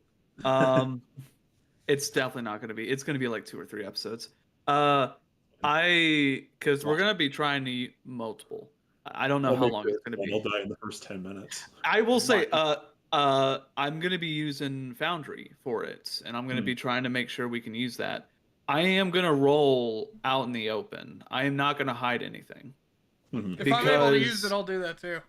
You guys can use it. You guys can roll on the table. I trust you guys 100%. Don't care. Like, you guys do you.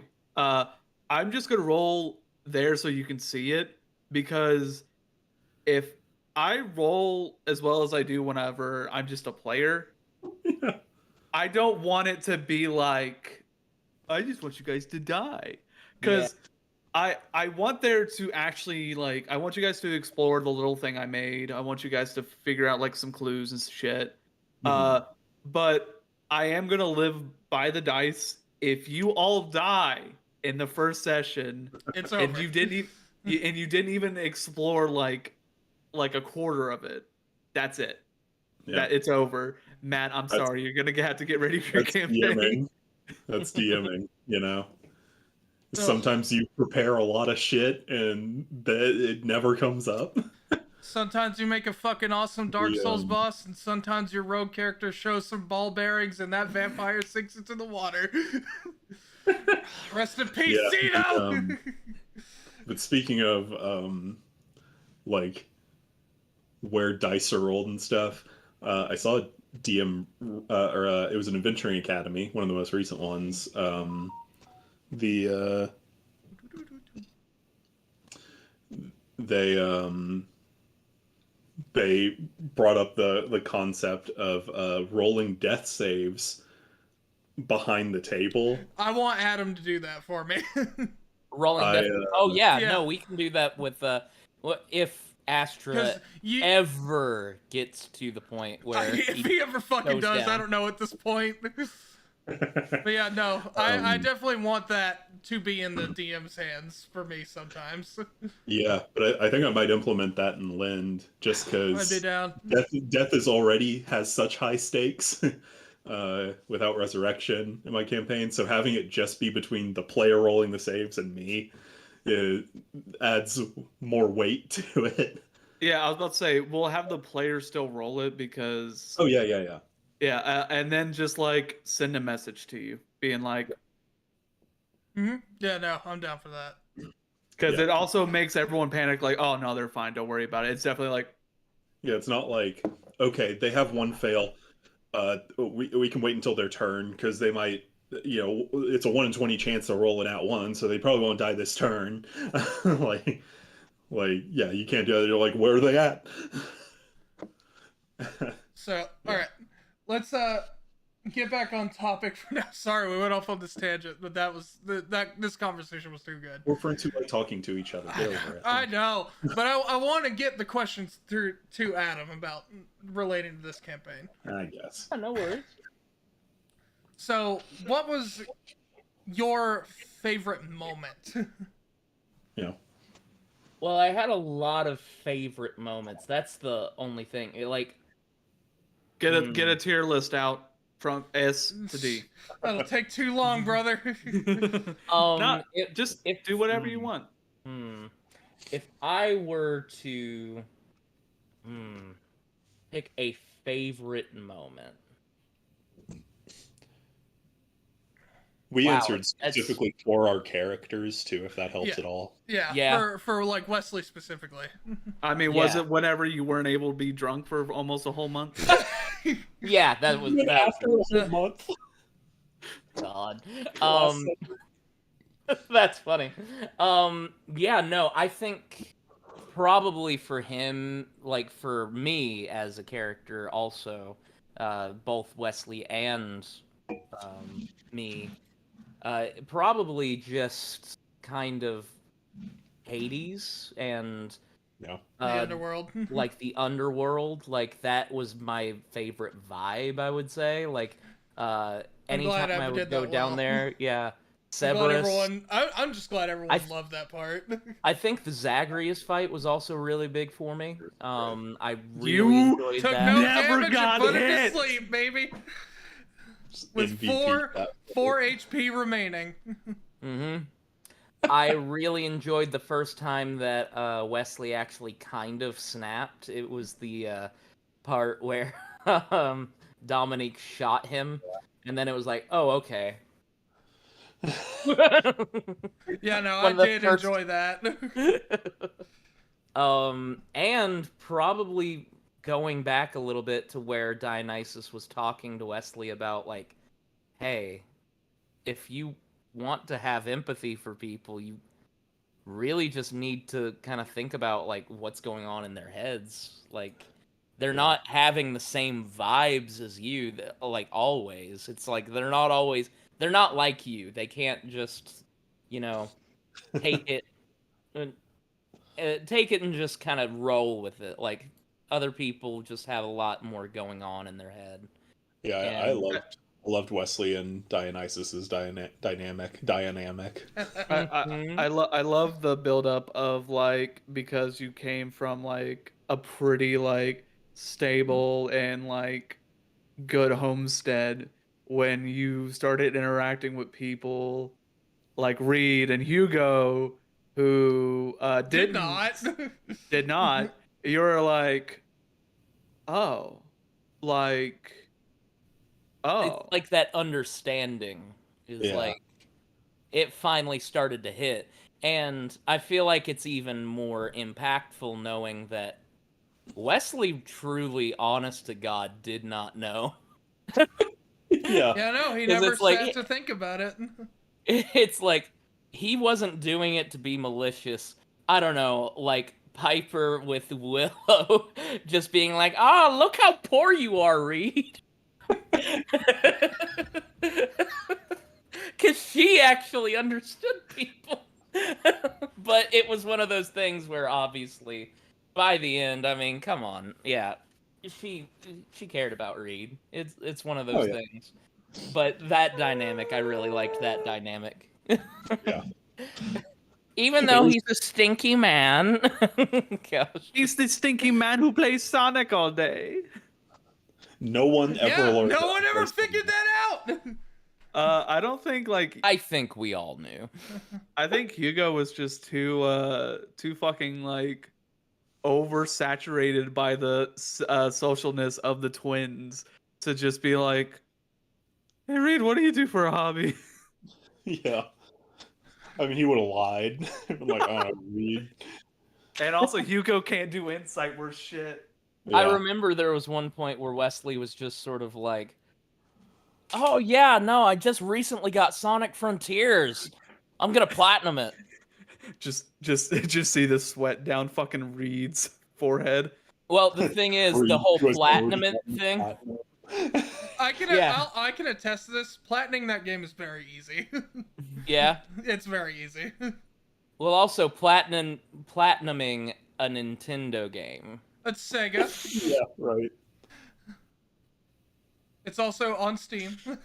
And That was PlayStation. also another one of my favorite things. It was just sort of like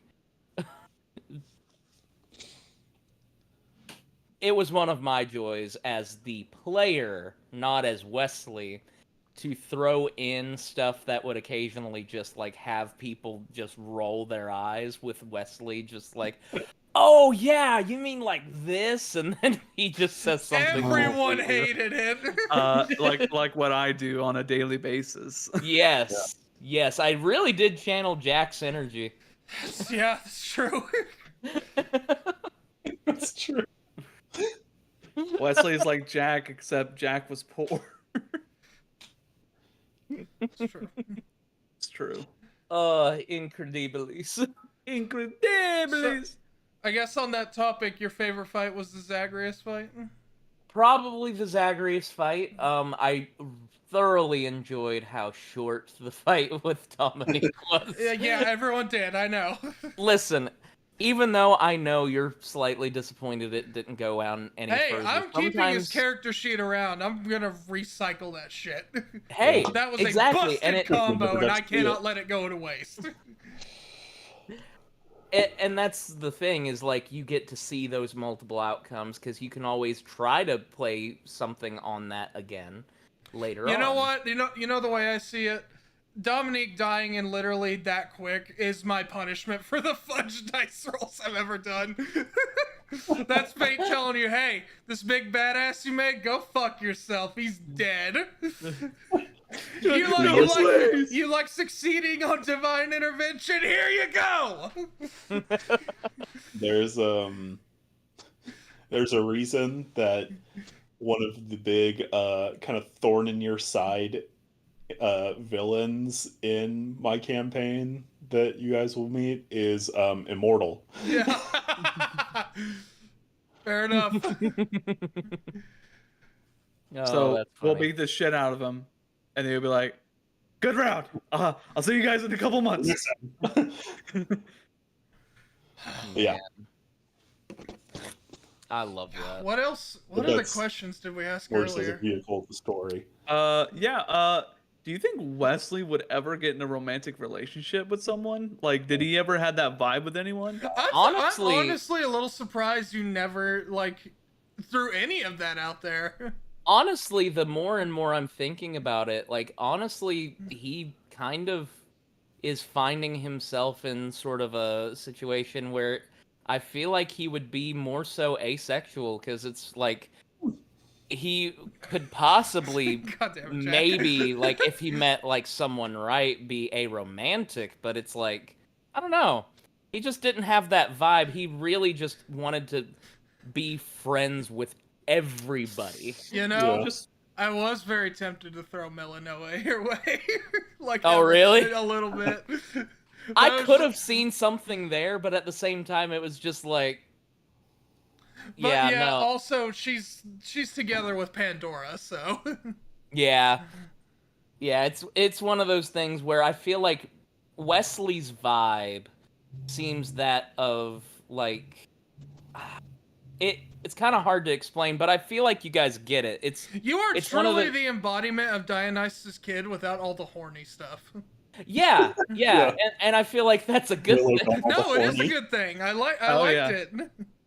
Willow took all the horniness from It- you in the womb. Yeah. Oh, Yeah, she did. but literally only for one person. It's funny because it's a joke my sister and I have of because my sister is asexual and aromantic, Mhm. and I'm bisexual, technically pansexual. I'll just say bi. It's easier to But- say and explain.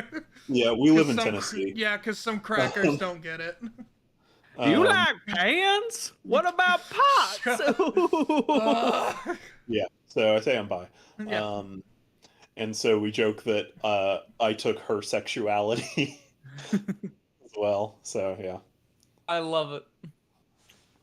Aw. I'm just saying, man. Aromantic asexuality is pretty cool. You just be friends with everyone and eat cake and just fucking relax. Hey, man. Could have Yeah, totally no, just it's been like, really hey, one of those things. Like, he doesn't like dealing with the drama of just like people trying to fight over his time or anything like that. He wants it all to be natural and everything like that. It's really kind of like Jack's viewpoint on just relationships. But yeah, like it's mainly because like I don't know. Yeah, it's just an inner sense I have. I can't fully connect to it because it's not how my brain works, but hey, you represented it pretty well still. Yeah? Yeah. There is such thing as being an ally. I lie. Ally.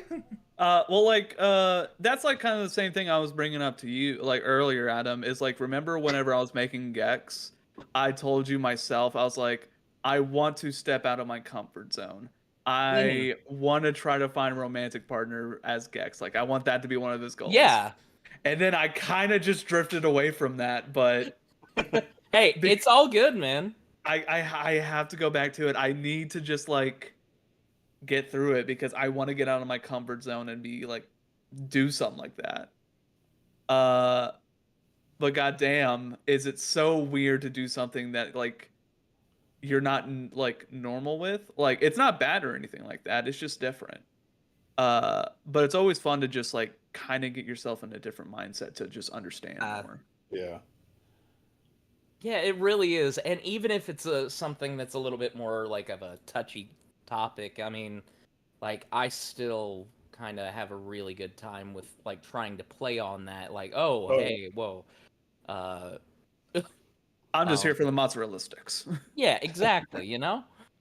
Well, man, I'm just here for the free food. It is interesting too because I talked about it earlier, but I kind of played Reed similarly. Like I don't think he's Ace or Arrow, but You're too focused on work.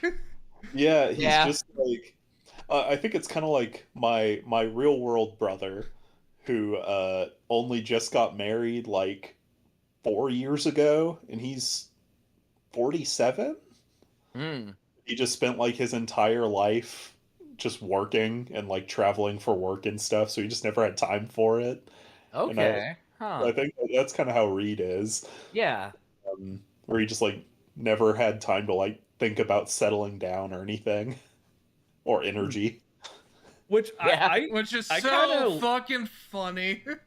Yeah, I kind of like that though because it literally like it puts a character in a situation where they're usually in control, usually like they're on top of everything, and then Yeah. like you put him in a thing where like you have like another person trying to flirt or hit anything. They're just like, that's a cool centipede in the corner.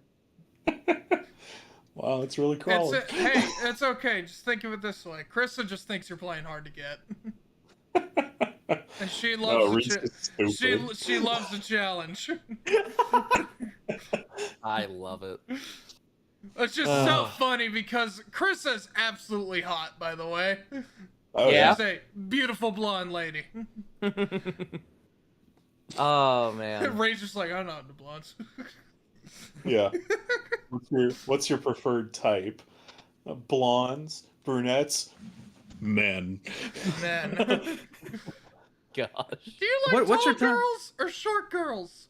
Men. Men.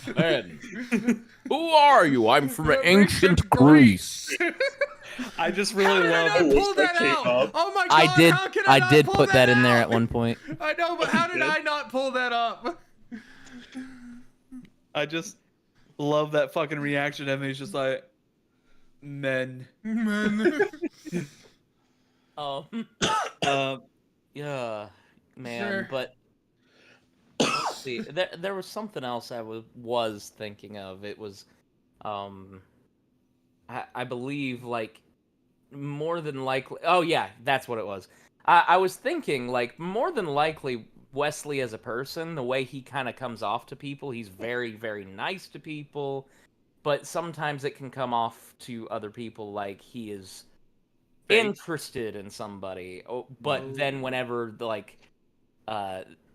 they see their like Wesley's interaction with everyone else, it's like, oh Oh no, he's just yes, like that. he's just like that. Okay, cool. my And it fucking life. I pulled that from my freaking high school years. I was gonna say, Adam and I talked about that. You freaking recently. theater kids. We were talking about that. It's pretty great though. That's what you get for having high charisma scores, you nerds. How dare we? How dare we? No. While you were out hanging with girls, I was studying the blade. I was studying the dodecahedron. Oh, So- do we have any more questions that we think- missed over? I mean, what do you think? What was Hugo's?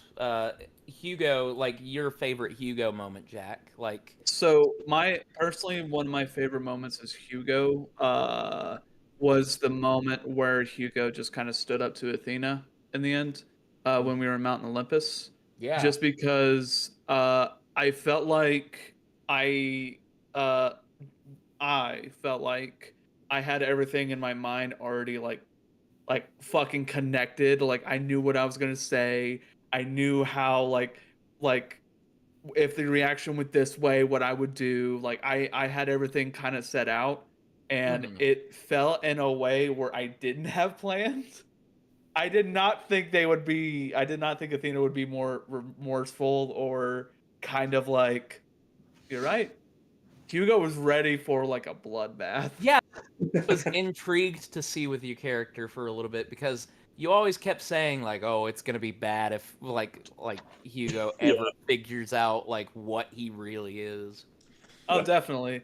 And that was the whole thing. Is like he was just I was really ready for him to just not figure shit out. Maybe this whole season, and then he found shit out like on the fourth session or like fifth session.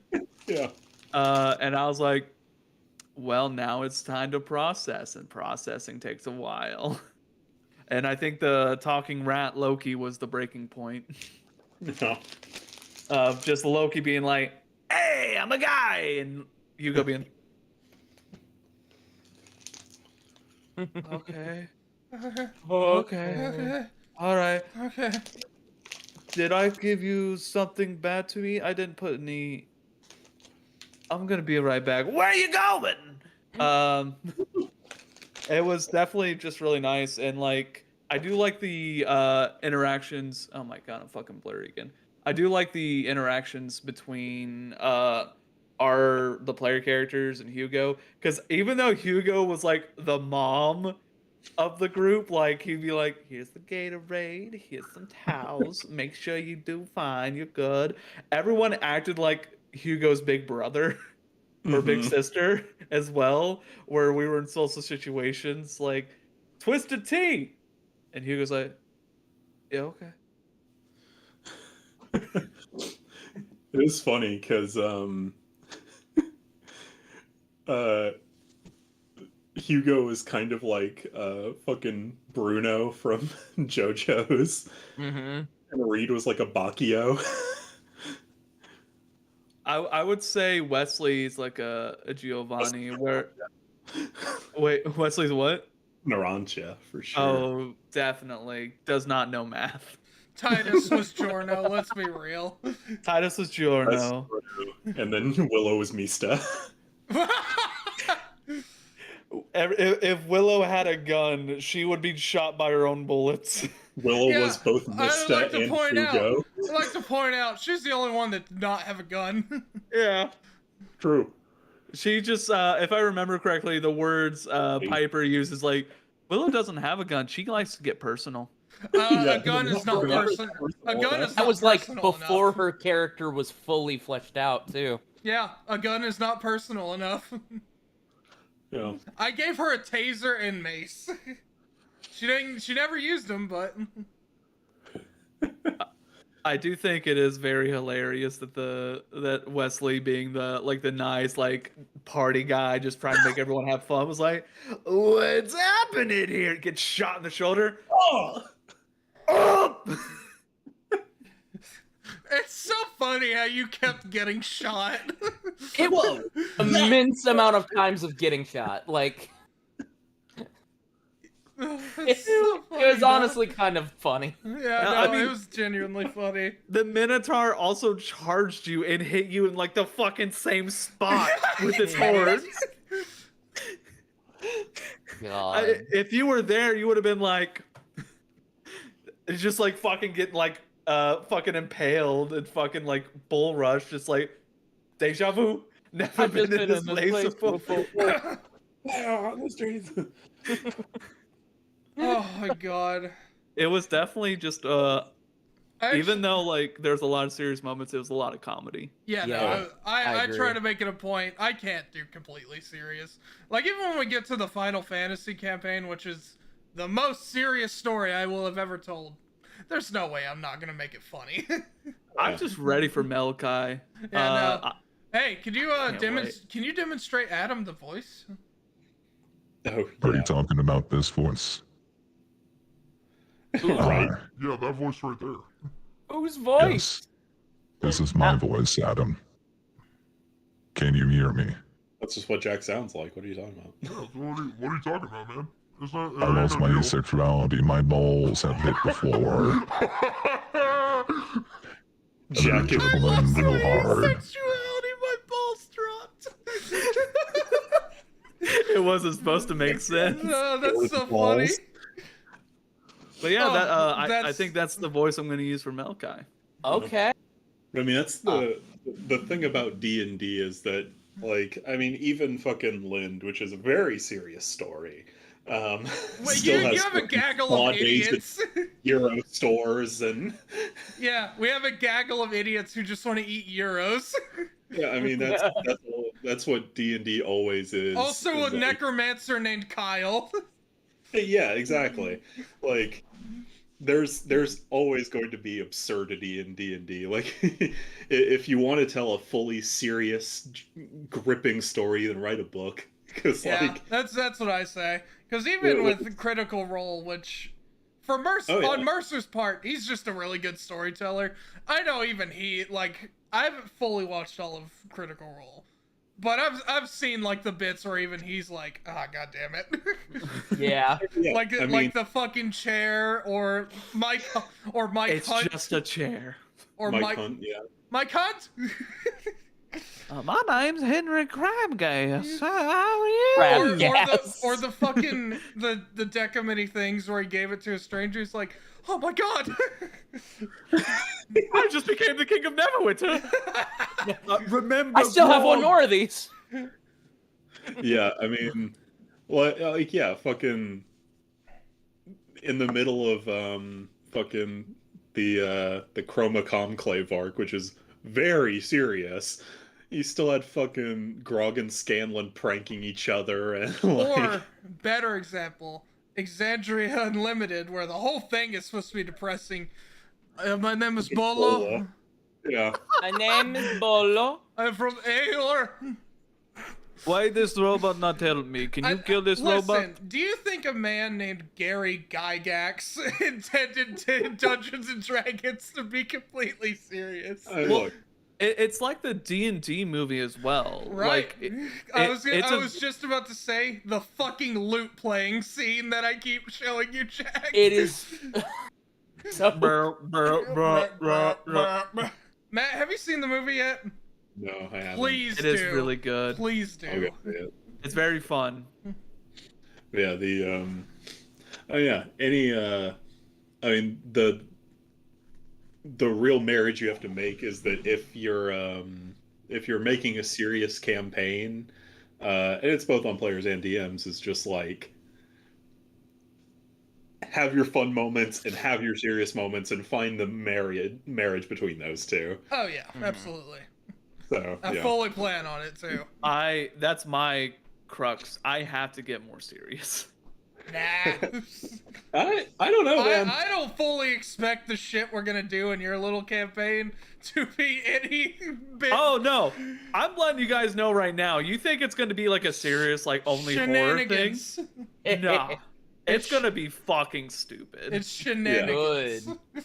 It needs to be that way. I'm letting you guys know right now. I cannot wait for one of these encounters.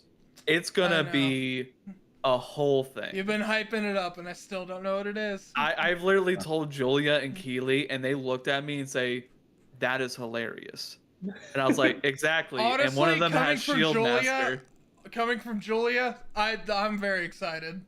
It's very much the sense of like when it starts happening, you guys are gonna be like, "This is so fucking stupid," and I'll be like, "Yeah, it is." Right? Hey, we're here for it, man. But there will be like serious moments where like, there's some rude moments which I'm hoping you guys will just destroy, because there is a final encounter where it's not gonna be fun and run, and you better roll well, because if you don't. So, Yeah. real quick, I want to pose one more question. Is there anything in this campaign that you wished I had done differently, you had done differently, or expected something else? Oh. You can be honest with me, Adam. No, honestly, for Wesley, I don't expect you to have an answer for that. So Yeah, no, I think honestly, like, yeah, no, this is good. yeah, I'm content. Yeah.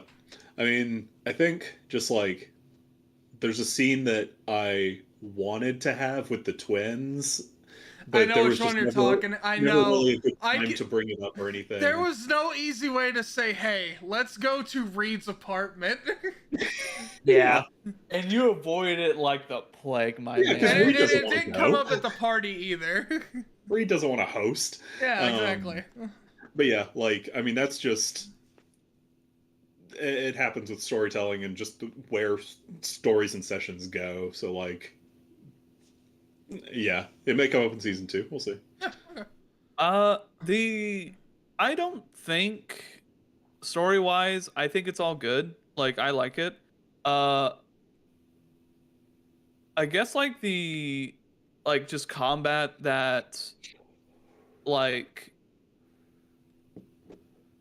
the one thing I would like in D&D in general is what I found out is kind of what Adam's been doing, where like in one day you will most likely have more than just one round of combat. Yeah, yeah. Because I feel like that kind of strings people in the sense of like, oh, we're walking in our best, but some combat encounters we are like half down of everything, so we're gonna have to be more strategic about it. Yeah. But like that's also storytelling wise, and like with how this one goes, makes sense. And yeah, I will say the tone of this I didn't see as the okay, we're gonna go through an absolute slog. And I do love the moments where it's like, okay, we've gotta absolutely muster everything we can. You did Reed's for at the one Elijah hit fight. point.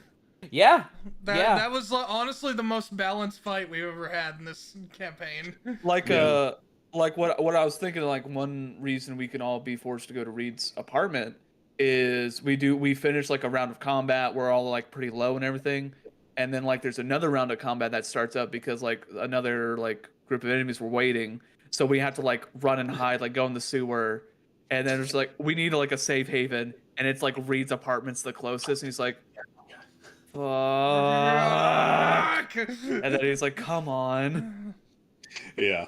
Maybe. But yeah, it's just I mean, I never really like pushed for it either, so it's That's fair. yeah. It's not like I'm like, oh damn it, it didn't come up. I'm like, yeah, maybe next time. What's funny is I think the twins actually pushed for it, and you're like, no. Well, yeah, because that's the thing is like Matt wants us to go to Reed's apartment, but Reed does not. I'm also really excited for the Norse god, and I want to see what kind of goes on with like the whole Hugo thing, and just see what goes on there. I'm just saying that's only a sliver of what I had in mind when I introduced Norse mythology. Nice. Hugo's intrigued. Hey, Yeah. I'm just saying, Yeah, I am excited to do that, but that's still gonna be a while because I want to let that rest. We're getting the God of War expansion pack. Yeah, no, this Kratos is still in. This is the God of War reboot arc where we go to other mythologies. Yeah. Well, let me tell you, man. I like after season 2 and like playing this and everything, over the last like probably like month or so, I've been like, damn, I want to get back in the DM's chair. Oh, it's coming up, man. like I've been really excited to dive back into it, so that could happen for you. Oh, it will. I mean, after this, I'm gonna start fucking fully writing the Final Fantasy thing, because I've sat on it for too long and not put a lot of stuff to paper. Yeah, I am so ready for it. I will. I got the voice for it. Yeah. Also, you guys have been waiting to play those characters for like years, and I'm tired of ripping that away. I literally use that character's name as like my persona in like Final Fantasy 14 and shit. Character in 14 is named Melkai. Yeah, no, don't worry, we will, and that's gonna be a lot of fun. Melkai. I would definitely say the only thing I wish I had done with this campaign, I was having plans of y'all traveling the world, and I'm like, I can't make that work because I don't know many places. I liked the contained setting. Honestly, it was a lot easier to deal with. Yeah, I like my actually both of my 2 favorite movies ever all take place in very small quarters, because the Thing is just on a research base in Antarctica, and 12 Angry Men is literally in a single room for the whole movie. I gotcha. So I love contained settings like that, so I had no issues with it at all. I'd say other than that, I kind of wish y'all got to explore the underworld more, because like the layers of the underworld, there's a lot to them. Like fucking Tartarus is like the lowest, but it's a bunch of stonework and shit. Asphodel, in lore, like in actual like Greek mythology lore, it was like a pretty nice paradise-like place, and then it got fucking flooded by a volcano. And then I was just gonna be like, no, the lava started to harden and go away, and it's starting to blossom again. And then there's Elysium, which never changes, and then there would be close to the surface. Well, an option I can bring up for that maybe is like, for maybe like a training arc session, like we could run through it. Which is also something I wish I got to dive more into, because fucking you and Hercules, that was so good. Oh my god, I really I'm pretty sure like everyone knows I was aiming for a fire giant belt of strength, because like what I imagined during the training arc, because Hugo's pretty good at combat, he just wants to be able to fucking pick up the pillar Herc did and just be like we'll get there one day. Maybe someday. I guess just the other thing, I did not expect it to be as short as it was. I was expecting like 20 episodes. It went by quick. Yeah, it was 15. The only reason it felt slow is because of all the weeks we had to take How off. many breaks we had to take? Yeah. Which, It's literally in between that's the first. definitely the biggest lesson I've learned from here. I need to plan around some of you fuckers being gone. Yeah. Adam. I'm kidding. I'm kidding. It's Busy fine. boy. Nah, that's good, dude. Shit happens. God, we get you it. know? Adam's got a life. He's cool. He does shit. Imagine He's a having fucking a social talented life. man. But yeah. I'll also say I've been messing around with stuff. I got a 3D printer. It came in. I've been messing with it. Resin or filament? Filament. Nice. I'll probably get a resin at some point, but I figure I'd start with the basics first. Do you think about making some 3D maps? I've looked at it. I'd like to. But yeah, in my exploring and stuff, I've come up with an idea that I like a lot. And we'll have to see, because I have a potential idea for a couple of Halloween specials that take place within the world of Lind. I'm down. So We all just become like a Halloween fairy tale. One of us becomes the headless horseman. well, the We Go could down consider for that. doing one-shot characters for those. well, they would tie into the main campaign, so Yeah. they would just be like special adventures that take place, like maybe throughout the whole month of October or something like that. If we did do it, if it's between seasons, and it could just be a special little thing, or if it's just during the if it's during the season that we're running, unless it's a procedural thing where it's like, cool, you guys are fighting God, but we're gonna step away from that for Did you guys remember what you did last week in that manner? Manner. But yeah, come up with some fun ideas that I like a lot, and I'm excited to put onto paper and play at some point. Maybe this Halloween. We'll see if season 3 is still going by then. Probably not. It's not going to be terribly long. Gotcha. Well, I mean, maybe it goes to you in season 4. That's true. I don't know what's coming after season 3. So I don't think any of us do. So if Adam and Jack aren't planning on anything, I was planning after season 3 we finally start mine. So I'm not opposed. I am Not not opposed. either. So we shall see. But before we hop off, because it is 12. Yeah, I was gonna say we should wrap it up because I think we've covered everything. Do you guys want to give a little preview to your characters in the one shot I'm planning? Sure. Preview You don't in have what to go way? into detail. Preview in Doing what way? this. Preview in what way? A Wimbo way? A win boy? A win boy. A win boy? Like maybe if you want to just like say the race, describe your character, maybe like you can say Yeah, your sure. class. I will go ahead and preface as well. You all are at level 10, and you do have 3 starting magic items and 1 free feat because I am nice. I don't know if I've added that, but I'll look. It motherfuckers don't.